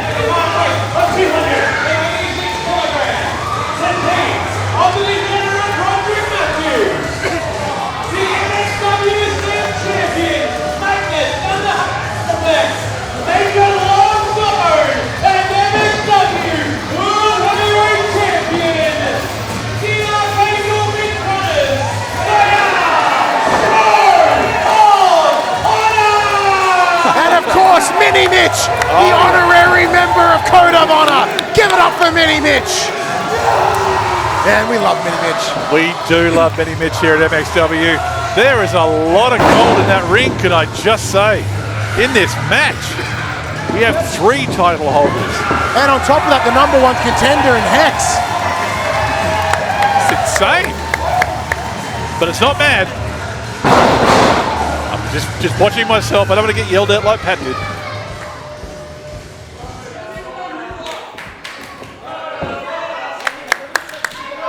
Oh, ref, get into his cup. His work cut out for him here.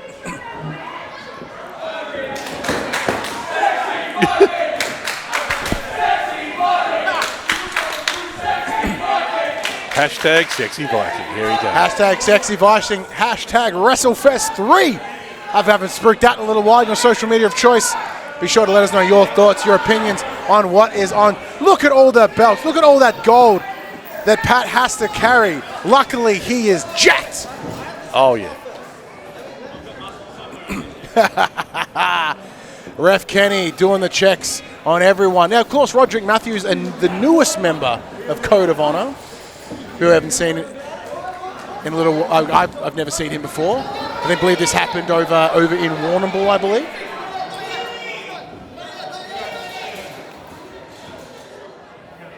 Thank you. I just got corrected there by Craig. It is Broderick, right? Broderick? See, why do I mute Don't things? mute it. Just tell me. If I'm wrong, just tell me. All right, you got it wrong. Thank you.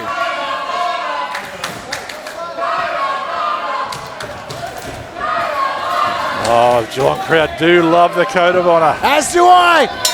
And the bell is rung. We are underway. And this is not even your main event, Craig. I know, it's incredible. We got more wrestling, so much more wrestling still to come. This so is night much one. More wrestling. But as we were saying, this has been in the rumbles, in the backgrounds, in the shadows of MXW for what feels like months. Whether it be Hex making himself known just down the road at the Geelong Ukrainian Hall, beginning what is the word of Hex. Code of Honor, they've been here for the longest time. Former tag team champions, now our Ascend and our heavyweight champions. They have brought in Broderick Matthews to bring out the three, right? Because they stand for that purity, they stand for that honor, they stand for the respect of the sport. Absolutely. That is MXW and professional wrestling. And we're starting off very quickly with exactly that as Scotty Roach has Matthews in a low center of gravity. He tosses him over. You would not get an invite to Code of Honor without them scouting out first. You don't get in there unless you follow that code. That's absolutely correct. It's exciting times. Expanding the roster is always an interesting step to make. It's a brave step to make, because we've seen how rosters can fall apart just a little while ago. We saw it just before with the Cudas. But like, this is where I would normally pass to you, Craig, and go, hey, so like, how do you think this match is going to go? But I honestly don't think you could be truly objective in this match. I absolutely cannot be. I'm wearing the merch as we speak. I am a shameless fanboy. And as is my mother, of course. The speed of Broderick Matthews. Yes, very impressive. Explosive. Adding something a little bit different to what the Archangel and Thunderheart bring. And that's also key when you recruit someone. It's not just a good wrestler, it's someone who fills the gaps. Yep. Who completes it. Who completes, so it highlights your weaknesses, if they have any. Oh, hang on, we have a stare down. Ref Kenny doing what he can to try and keep them at bay. I'm very impressed with Ref Kenny at the moment, because I would be weeing like a big black Alsatian at this point.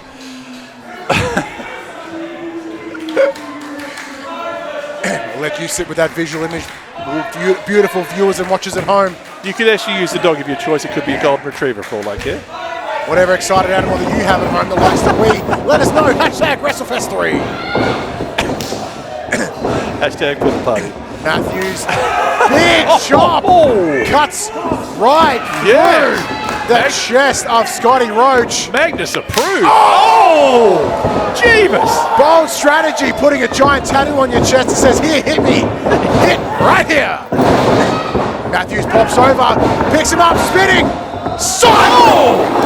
Scotty Roach landing hard on his shoulders, cover from Matthews.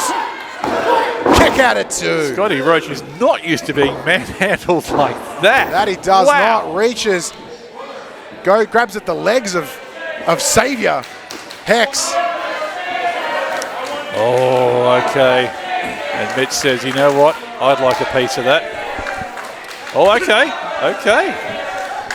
But graciously allowing Magnus. one of the I think the biggest man in the roster. He is huge. Did he just tag Roachy back in? He absolutely did. That is the word of Hex, and that word is nah. That word is you do it. Nah. Nah. Says Hex. Alrighty. H-E-X, yeah. That's pretty sure that tattoo has changed colour. Yeah, do not adjust the colour on your screens, ladies and gentlemen. That is the actual chest of Scotty Roach. It is red, it is torn up, and Magnus is tearing up that left arm, cranking that shoulder That massive leverage advantage he's got. Just, he's coming at you from such a height. Just tearing at that soft tissue. Roach. Arnett tries to grab at the hair. Hang on, Jahari sneaks his way in. Ref Kenny giving opportunity for Roachy to bite at the ear of Magnus. Oh, what the? I shouldn't be surprised. I should not be surprised.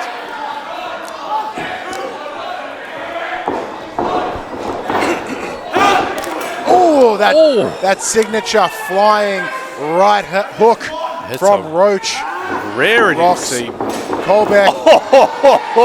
Colbeck follows with his own punches through the jaw of Scotty Roach. Runs in the corner, catches him again.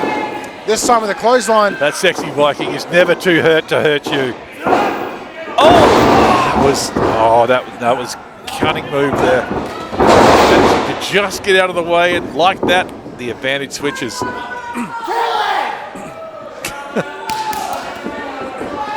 Standing shooting star from Roachy, cover. Should he win many matches with Kick that? out at one. One Viking. Kick out at woo. That's what that was.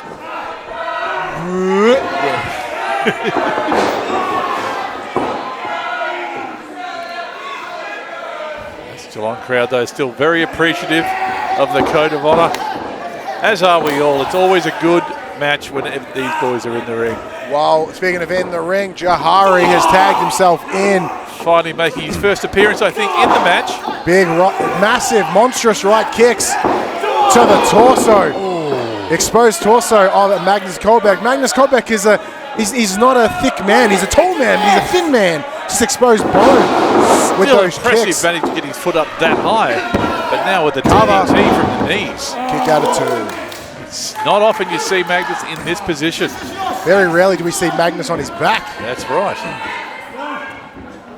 You're going to cricket my neck looking at him. Oh! Just stomping hard on the forearm. Giant stomp from Jahari right on the wrist of Magnus. That's his belt holding wrist, Craig. That is. Oh, that's his boot holding ankle too. No, not the boot holding ankle. But look, he may be a sadistic spirit, but he is walking around that ring with a confidence, with a swagger that knows how much damage he can inflict on an individual. He does. He is indeed. working limb from limb. Absolutely doing so. And this is foreign country for the Code of Honour. So this can well be the test. I mean, we've got champions awash with champions in the ring at the moment, and this will be the test. Now the other hand, he's working all the limbs, but once again, the allowing himself to be distracted by this very vocal Geelong crowd. See, this is the thing. For Magnus, as a taller gentleman, that does make it more difficult to return to that vertical base, right? Because it's not as simple as like, bam, bam, you're up. It's like bam, bam. Oh, there's a lot more bits going on before you get back to verticality. Look, I forgot this was a audio only medium. I was demonstrating the getting up motion. You were, and you were doing it beautifully. I couldn't describe it for our audio listeners, but. I'm just going to let you picture it yourself. In fact, why don't you draw us a picture? And then hashtag WrestleFest 3. Sexy Ryan. But Hex has made his way back into the ring. He himself is just picking at the figural bone. Nope, that's not the word. Figurative bones. Yeah, go with that. The figurative bones of Magnus Colbeck. He is timed his entrance very well. He waited. He came in once before and said, no, not ready yet. But now he knows this is the right time for him to make his presence felt. Magnus catches it. Oh! Oh! Oh! Oh!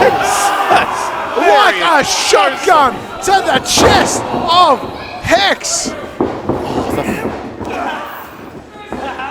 There's only a small moment of strength as Hex is able to bring him into the opposing corner.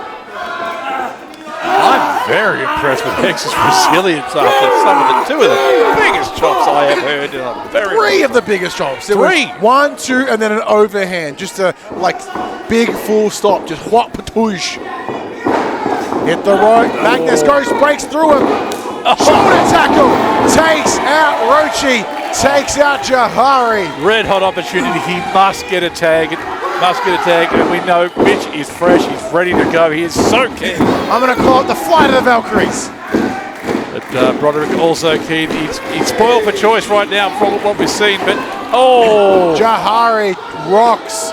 Matthews sends him to the floor. Mitch Connors comes out to check on him, but no one's there. Magnus left. Missile drop sends him into the back of the corner. This Hex. Fisherman's hook suplex. With a bridge cover. He didn't just kick out, he chopped his way out. God, it must suck to be the chest of Hex right now. The voice of Hex is the word of Hex is fine, but the chest of Hex not so much. Yeah, the word of Hex great. Chest of Hex ruined. To shreds, you say. To shreds, you say. Even at the height of Magnus, not enough to reach Mitch Connors. Such a He rare reaches. thing to see. Ever so close. Enziguri sends the jaw of Hex over to Hamlin Heights. At least. Oh my God! Mitch Connors. Mitch holding nothing back. He's keen. This is his first entrance into the match, and he's ready to cause havoc. Drop kick. Mitch Connors and Geelong is here for them.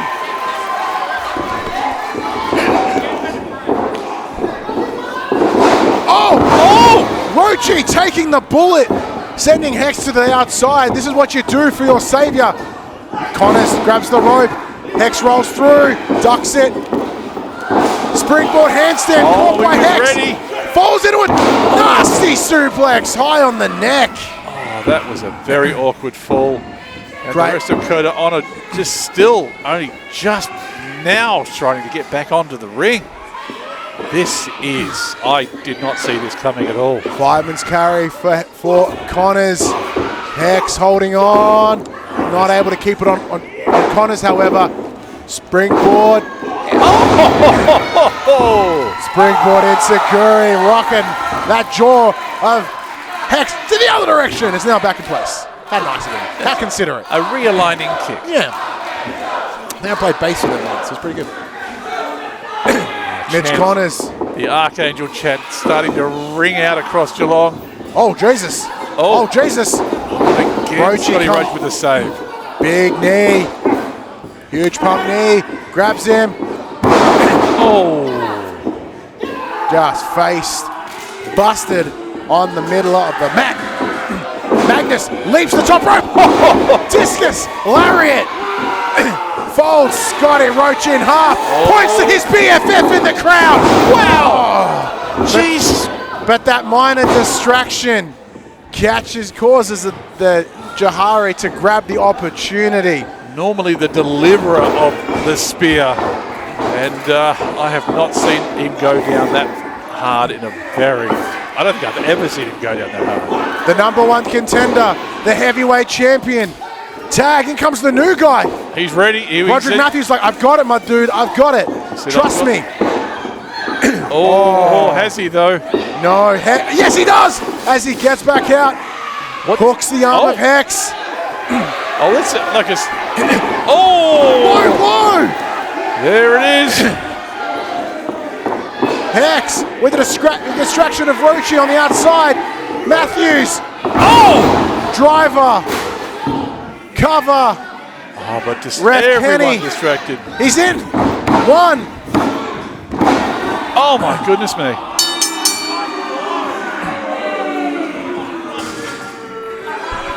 Here are your winners, the King of Jahari, Scotty Roach, and your savior Hex. They are the word of Hex. The number one contender getting a victory over Code of Honor. That's huge. You saw it just there, just locked eyes deeply with Connors, like, you're mine, dude. Yeah, this was about sending a message.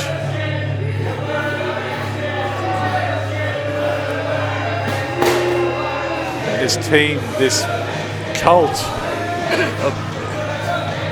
I don't think they would approve that word, but it does feel that way. Scotty Roach eating the knee, taking the bullet for the savior of Hex. Absolutely. Just goes to show he knew what was on that. There was some stank on that knee, and he still took the hit. Just goes to show what the control this Hex has over them. Mitch Connors, though, not backing down. He is ready.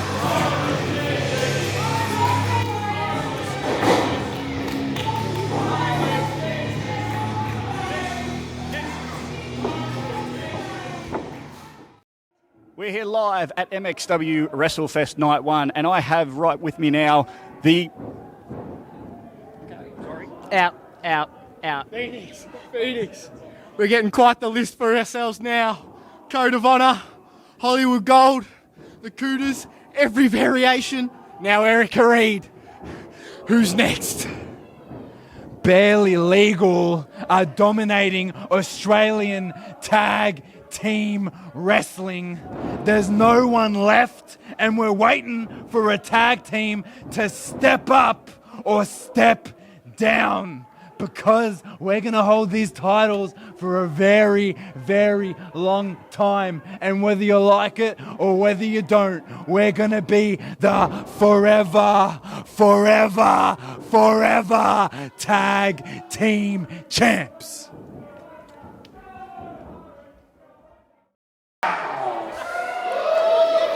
This next contest is scheduled for one fall, and it is for the MXW Upload Championship.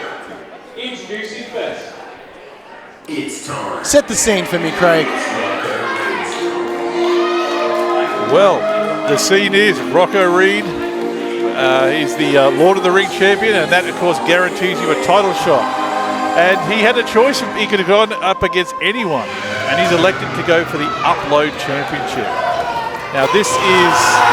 MJ Russo has been defending this and been defending it well. He was a 2-belt holder at one point with the Ascent and the Carnage Championship.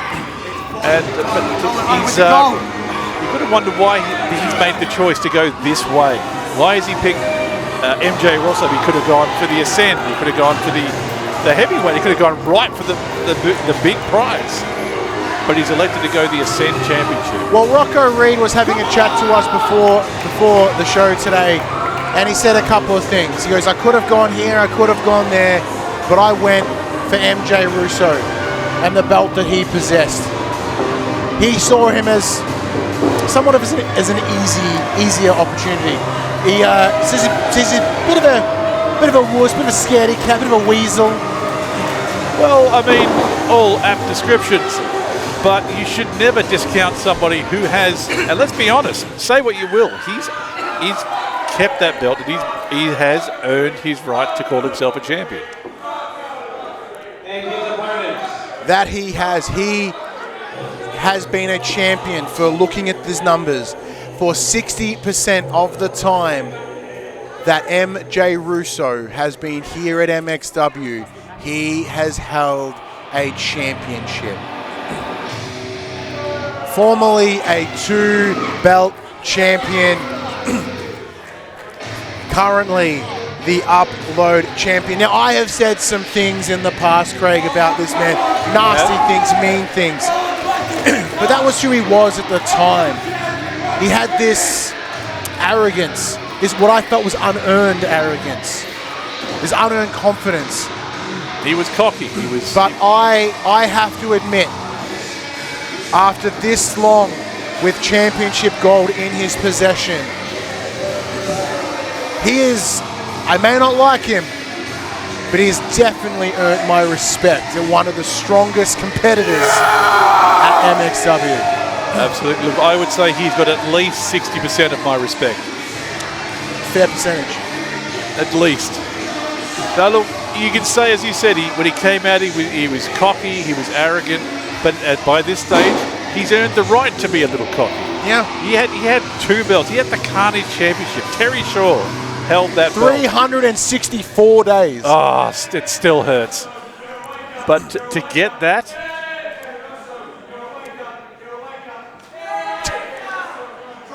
the Geelong crowd still has their opinion. That is for the MXW Upload Championship. Your referee in charge is Kenny. Introducing first to my right, cashing in his MXW Lord of the Ring trophy from Mount Gambier, South Australia, weighing 87 kilograms. He is the desirable, undeniable Rocco Reid!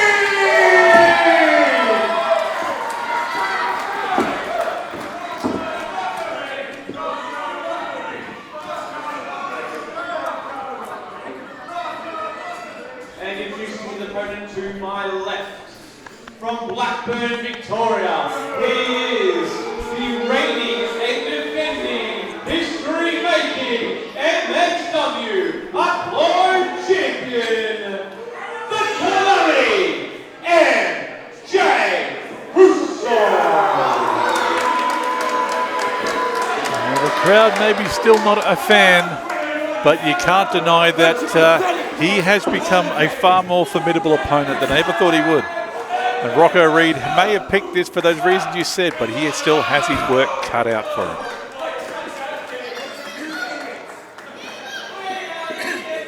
And just a quick shout out to Ref Kenny too. He's doing a banging job tonight. Shout out to all our wonderful refs. That's wonderful very crew. true. They're all awesome. Every single person that helps make these incredible things happen. I do hope Ref Youngblood's recovered well from his bump earlier. He should be fine.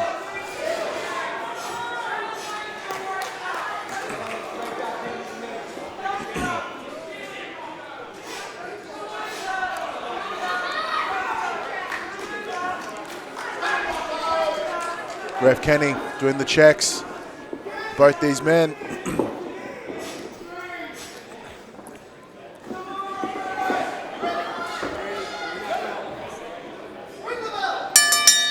The bell has rung. We are underway. Now, Craig, MJ Russo calls himself the Calamity. So I've done a Google search. Okay. A calamity is a serious event causing great damage, destruction, or personal misery. What an absolutely apt description for the run that MJ Russo has had as both the Carnage and still the Upload champion. That is well worded. Yeah. That's absolutely correct. That's a very apt description. He's just, wherever he goes, he causes trouble. It's a bold strategy for Rocco Reid to claim that he might, MJ Russo is like, quote unquote, the easiest target to go for. I strongly disagree. Absolutely. But none of our champions are easy targets in any way. But to try and single them out because of, I don't know. I think this could be a tactical error on Rocco's part. He knows his stuff. Rocco Reid is a good professional wrestler. We've seen him do some amazing things. But, well, maybe this is just one of those lessons one has to learn. Look, Rocco Reid himself has held championships in the past. We've seen him bring, I believe it was the PWSA championship at some point. Has been fought for here, defended, and welcomed into this promotion from Rocco Reid over in SA. Big shout out to our South Australian partners over there. Love it, and really appreciate you bringing some of your fine people across the border to us to have absolute ripper matches like this. Also a big fan of their iced coffee. Farmers Union, shout out. Oh man, like it's really sad being lactose intolerant most of the time. You died. Speaking of death, I think Rocco Reid may have seen the Reaper with that nasty shoulder tackle from MJ Russo. Hits the ropes. The height on Rocco Reid bounces off the chest of Russo. He was in sexy Viking territory there. He was way up in the air. And Rocco Reid trying to get to the top rope quickly. Whether it be that splash. It'll be quicker than that. Hang on. I believe it's the desirable desirable splash. Look, there's the undeniable cutter, undeniable splash. There's desirable.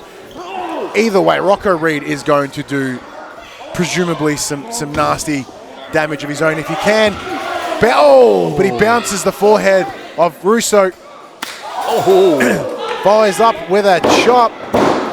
With Russo to the outside. Oh, no. Reid primes himself for a suicide dive. Lunatic. And takes down Rocco. Wait, my apologies. Rocco Reid takes out Russo. And there is no padding beside this ring. That is all floor. That is the beautiful hardwood floor of the Geelong West Town Hall. Lovely little parquet pattern, but still hard as well. Wood. Yeah. Ooh, not as good on the second chop, but still additional damage to the chest of Russo. Russo goes for that right arm, caught by Reid, falls with a forearm. Oh, and again. His neck. Hang on. Oh! Draping DDT from Russo. Nasty. Rocco Reid landing square on his head. Cover. Kick out at 2. He's still got some fight in him, but I think now he's starting to realise that it wasn't the easy mark he was hoping for. Now he's still got a great chance to get this belt, but he now has to step up and he has to earn it. He has to show that he's worthy of the belt.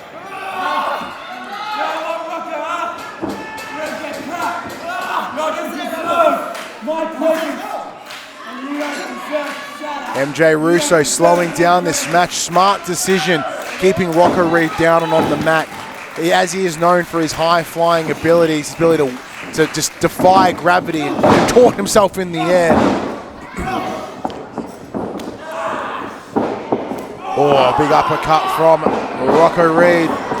Oh, then big upper knee, I guess you call that, to the gut. Knee in the upguts. Knee in the upguts. That's just fun to say.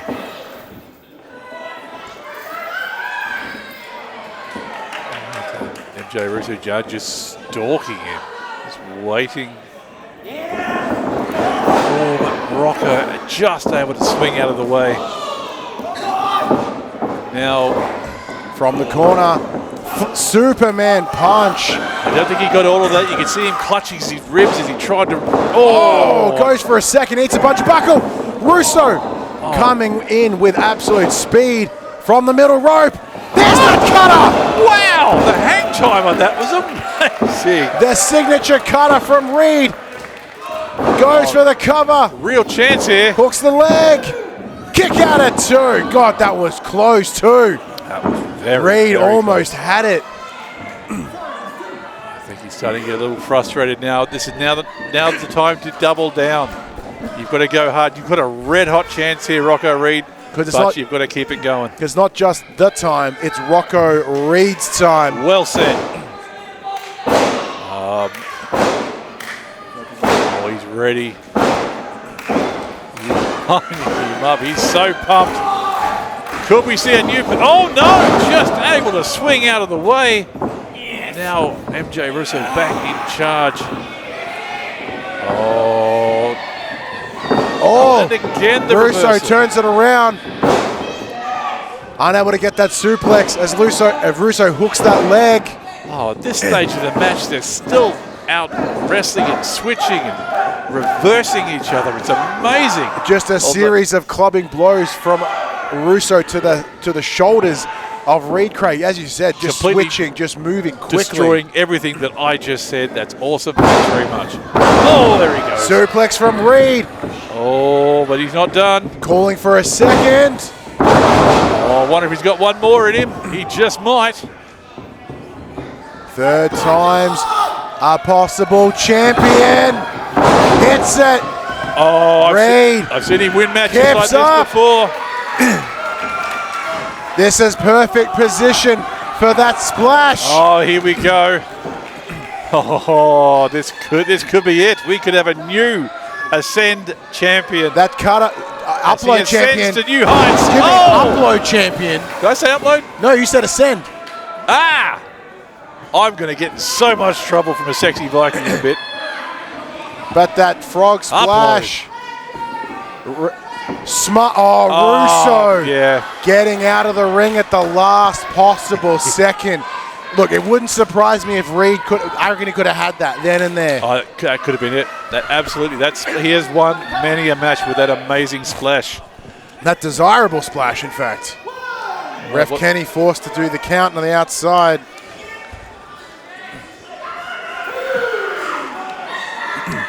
Reid gets Russo back in.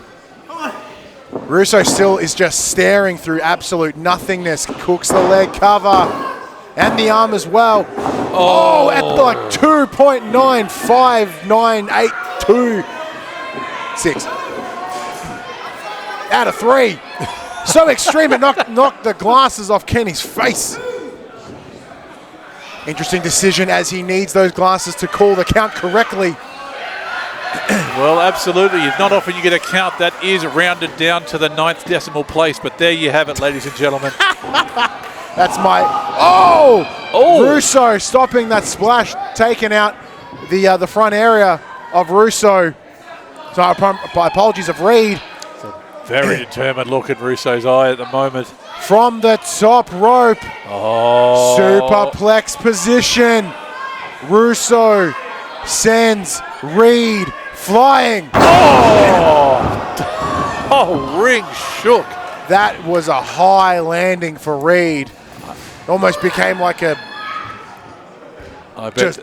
neck pain. Bet that looked amazing from the ring camera, post camera there as well. From our GoPro. We're at 4. No, we're at 5. 4. What the hell? We're at 8. We're at 9. Russo with the cover. Oh, wow. Rocco Reid kicks out. Wow, we're going to have to go an extra decimal point after this one. In the last possible decimal place that 2 can possess, Rocco Reid kicks out. Both these competitors showing a lot of wear and tear.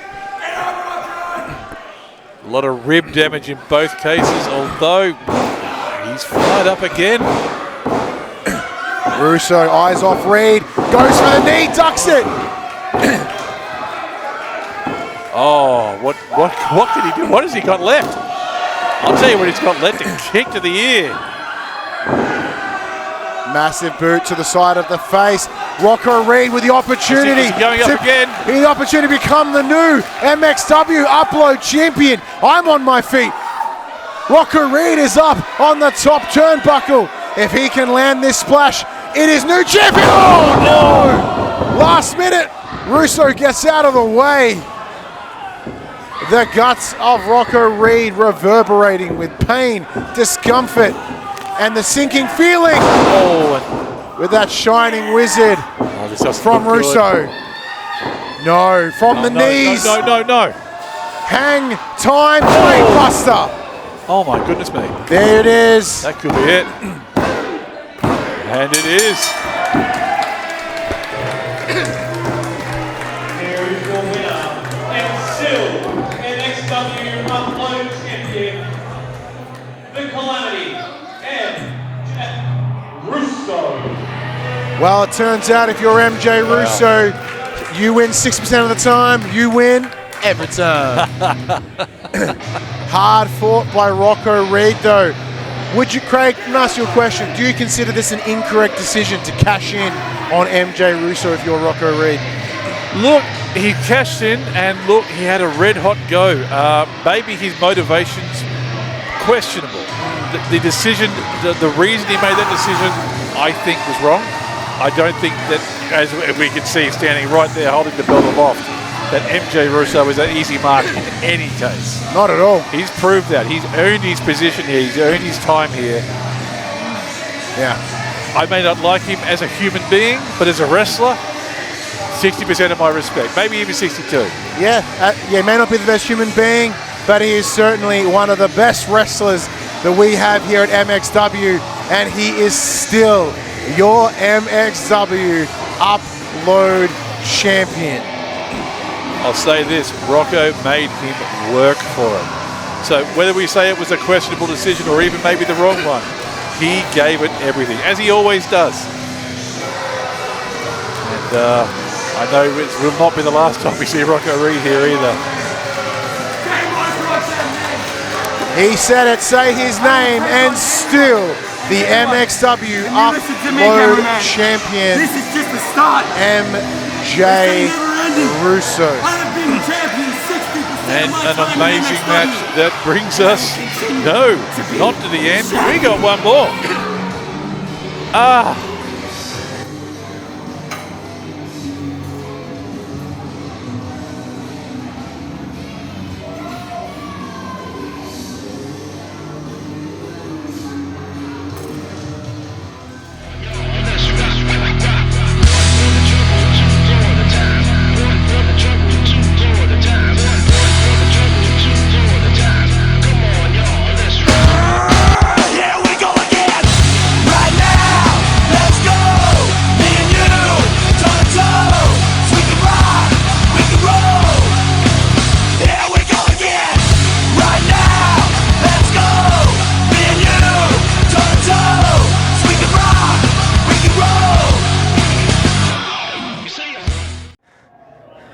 Out there, I just proved why I am the best and the longest reigning MXW Upload champion. I am MJ Russo, I am the calamity. And you know what? I'm getting pretty sick and tired of these lackluster punks coming in here and thinking they can step up. So, therefore, May 8th or May 9th, Stranger Rings, I'm issuing an open challenge for anyone who's willing to fight me.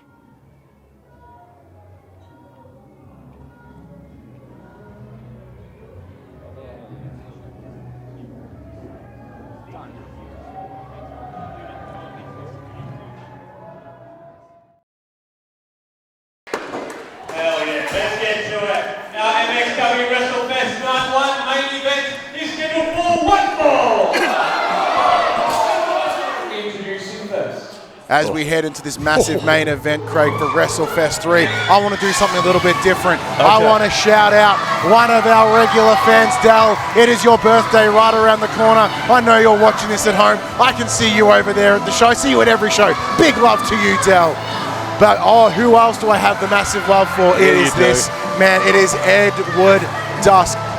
One of the greatest wrestlers that I have seen to come out of not just Geelong, but Victoria. I have nothing but time and respect for this man. And he has an opportunity for someone that he respects in James Storm in this main event here at WrestleFest Night 3. What an opportunity. Talk about a bucket list match. We were having a quick chat with him before the show. He is so excited to go up against someone he grew up watching wrestle. This is an absolute bucket list item for him, and you can just see how keen he is. Look, I know I'm already immediately on my feet. Like, I haven't granted been on my feet this entire half, but like I'm on my feet further for the excitement of this match.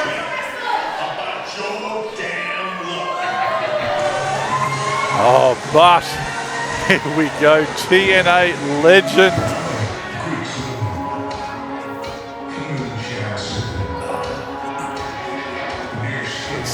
Sit here and just enjoy the moment as the cowboy approaches.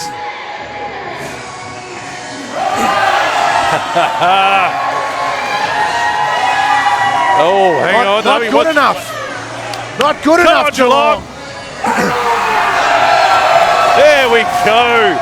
That is how you make some noise for a legend like this man. Lay down some history. Well, when you start, this man has been wrestling for so long. He's even sharing the beer. One half of one of the most successful tag teams in TNA history, Beer Money. He has wrestled with all the. I'm lost for words. I'm getting so excited myself. You're a little starstruck, Craig. Look, I'm not going to lie. I am a little starstruck, a little giddy. This man has he shaped professional wrestling. I'm going to say it. He's one of the reasons I watch professional wrestling. I love the shirt. Your mind is on the money. My mind is on the beers. Yes, it is. It's all about the beer money. He knows his stuff. Oh, this is going to be fantastic. And what a great place to wrestle, like Australia, if you want to be all about them beers. Our premier, he used to love to get on them beers. I reckon. Get on the beers. I tell you what, after this match, I reckon him, Kayno, and Max are just going to just hook up and just tear this place a new one. Ladies and gentlemen, MXW WrestleFest main event is scheduled for one fall. Your referee in charge, Mr. Mikey Youngblood. Introducing first to my left, from right here in Geelong, Victoria, weighing 220 pounds, he is a son of a witch. He is more than mortal, the Eternal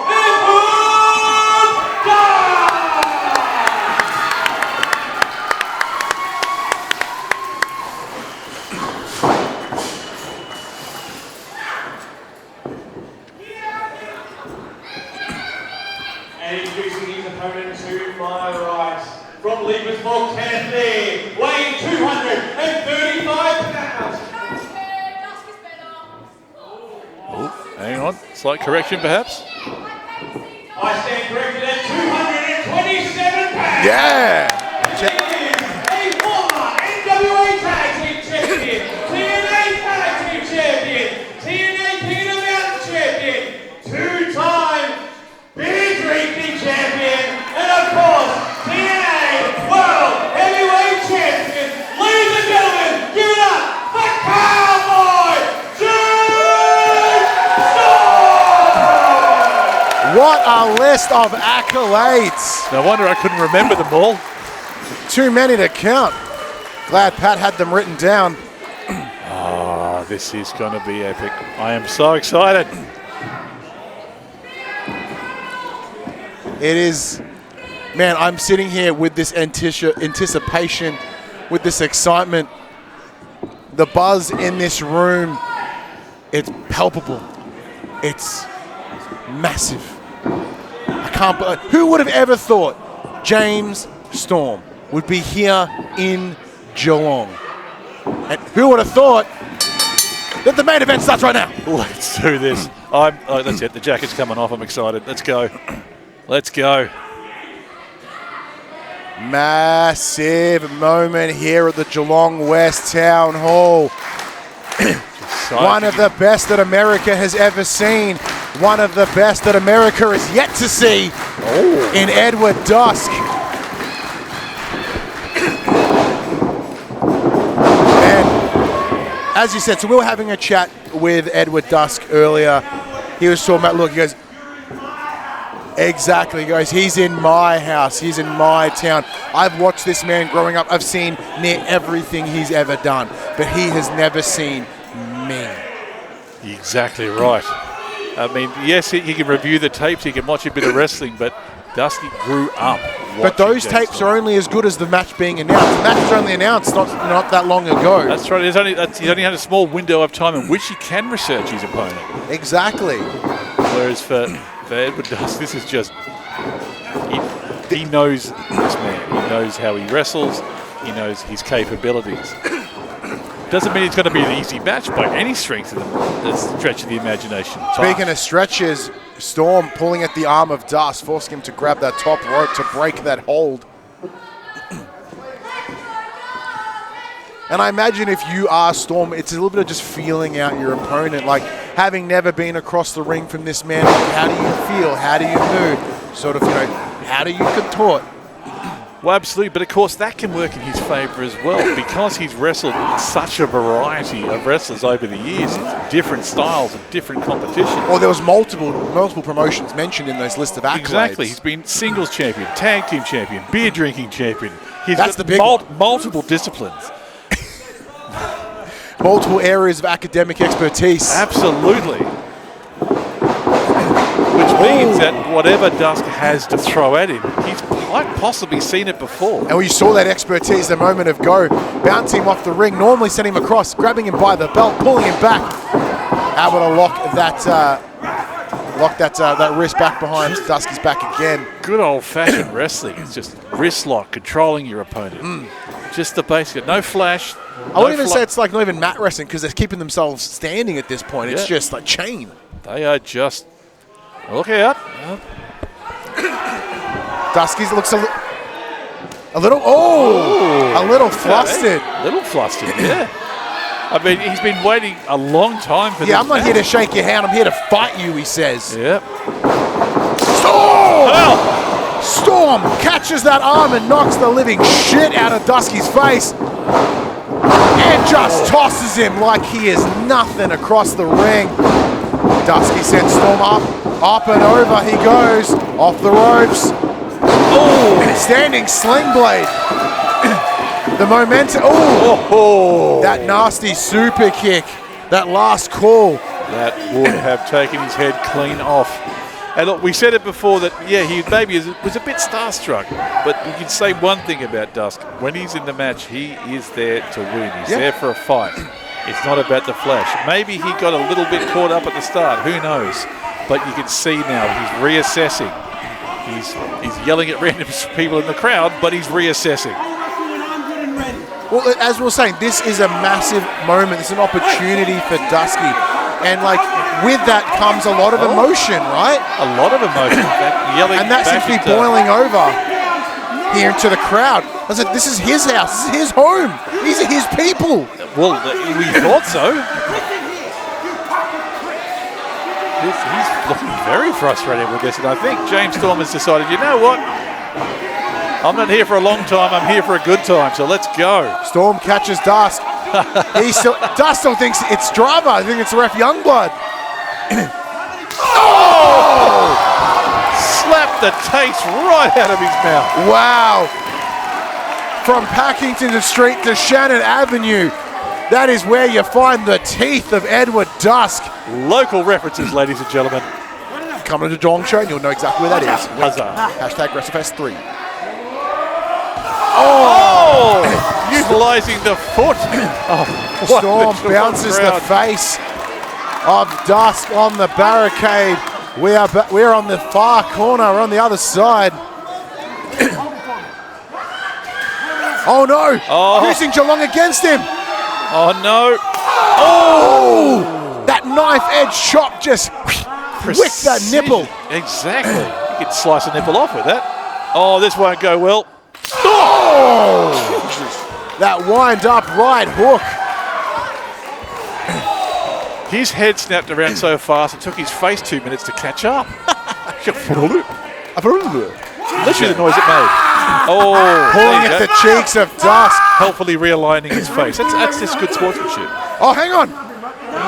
No. There is no way that Dusky can recover from an impact like that. That was monstrous. Devastating. Whoever that little masked dude in the front row is, give him a contract, get him in the ring. Absolutely. That he needs an opportunity. Dusky taking that moment. That was rude, he says. Dusk gets into the ring. He heads back out, breaking the count. Just a desperation move, managing to reverse and drive James Storm into the ring post. And, definitely got an advantage now, but he needs to press that if he wants any chance of winning this, because at the moment... Bounces James Storm's head off the apron. Rolls it back into the ring. Dusk needs to focus now. He needs to concentrate on what he's doing if he wants a chance to get, let's be honest, a huge, huge W in the record book for him. Said, look, Dusky, he's an emotional man, but he's a measured man. Exactly. So we may see him like being a little frustrated, that little bubbling to the surface, but under normal circumstances, Craig, he has used that, he has harnessed that to take on so many people, to secure wins, secure championships, but they aren't James Storm. No, they are not James Storm, and although at the moment he definitely looks like he's having some issues, we've seen James Storm overcome such incredible opponents over the years. That he has. And Dusk just controlling the match, controlling the speed, keeping him grounded. Yeah. And well, that's good because when James Storm is on his feet and he starts winding up, you just have to get out of the way or risk losing your face. James Storm's thinking of getting up. He's up on his feet. And he's brought back down by the hands of Dusk. He should come away with a bit more than just the advantage. He's got a bit of hair laced up in the fingers. Dusky really slowing down the pace of this match. As you said, he's being more measured. He's actually regained a little control. He maybe was losing a little bit there before. He's gaining speed is what he's gaining. At the sharp point of his boot in between the shoulder blades. He's normally, as I said, not hometown advantage. Normally the crowd's going nuts, but he's done nothing but alienate the crowd here tonight. But like he said, he's not here to make friends, he's here to fight. Because on top of that, this is the debut of both James Storm and Edward Dusk. Look, that is true. as what's like pretty massive opportunity, Dusky. He's like, look, I came here with one thing in mind, and that's win. Yep. And by whatever means that is. I'm not saying he's going to cheat or do something abhorrent. That's not within the Dusk way of doing things. But he wants to beat him clean. He wants to take out someone that he has seen on his television throughout his entire life, someone that he respected, that he holds high. Someone who seems to be rallying at the moment. Just absolutely eating all of that boot from Dusky. Series of series of strikes. Picks him up. Atomic chop right under the knee. Just slaps the shit out of him. Wow. Always lined him up. Up and over so goes Storm. Oh! Insecurity to the back of the head. That was cute. DDT! Who doesn't love one of them? Me, I love him. Kick out at two. Nice little snap DDT, very quick movement. Bang, bang, bang. Sharp. It was just sharp, quick, bang. Talk about that And, measured had before. a real good chance of a 3 count, but not this time. Not to be the case. Looks as though all that work that Dusky has done has, although he had a great burst from Storm, he is certainly slowed down. He's kind of catching himself. Yeah, he has a little bit. I mean, the endurance is there. You could see when he started to rally, he's got reserves of strength. Hang on. Oh no, I think we're heading for Eye of the Storm. Eye of the Storm. Here Gets we him go. up. Oh, he's so strong. He's getting the spin. Oh, Dusky able to get out last possible second. Big spear from Dusky with the cover. Wow, this is it. Storm kicks out at 2. We're going to have to bet new numbers for how many decimal points that was. Is that the first pin attempt of the match? I think it was. Wow. Like you said, they were here for a fight. Well, we're getting one, ladies and gentlemen. They are. And that was a real close chance. And, but as I've often said, a measure of a wrestler is how they react to a pinfall like that, a near pin. Whoa. Case in point. Yeah. He's that frustration again bubbling to the surface.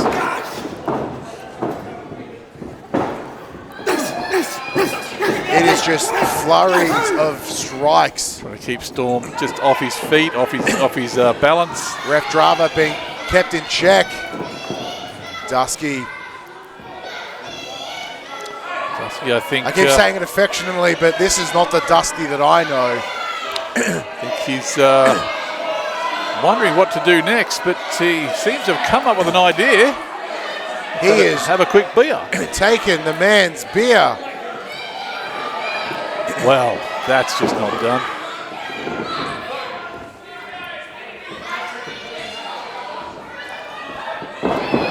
Oh! Last call. it.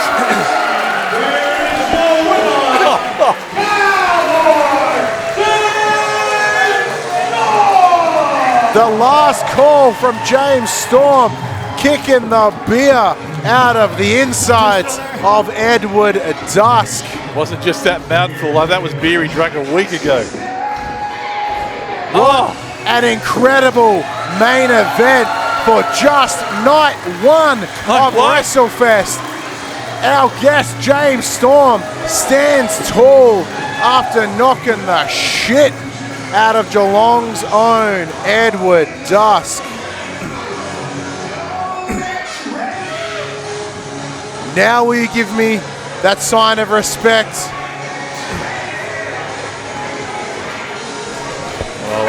Well, we said, how do you deal with it? How you deal with the wins and losses is just as important as how you deal with the wins. So we came together for a fight, and that was one hell of a fight. There's nothing personal. Yeah. It is just respect for two blokes that gave it their absolute all. As we all did here at night one of WrestleFest. Thank you so much, each and every one of you, for watching along at home. We'll be back tomorrow for night two.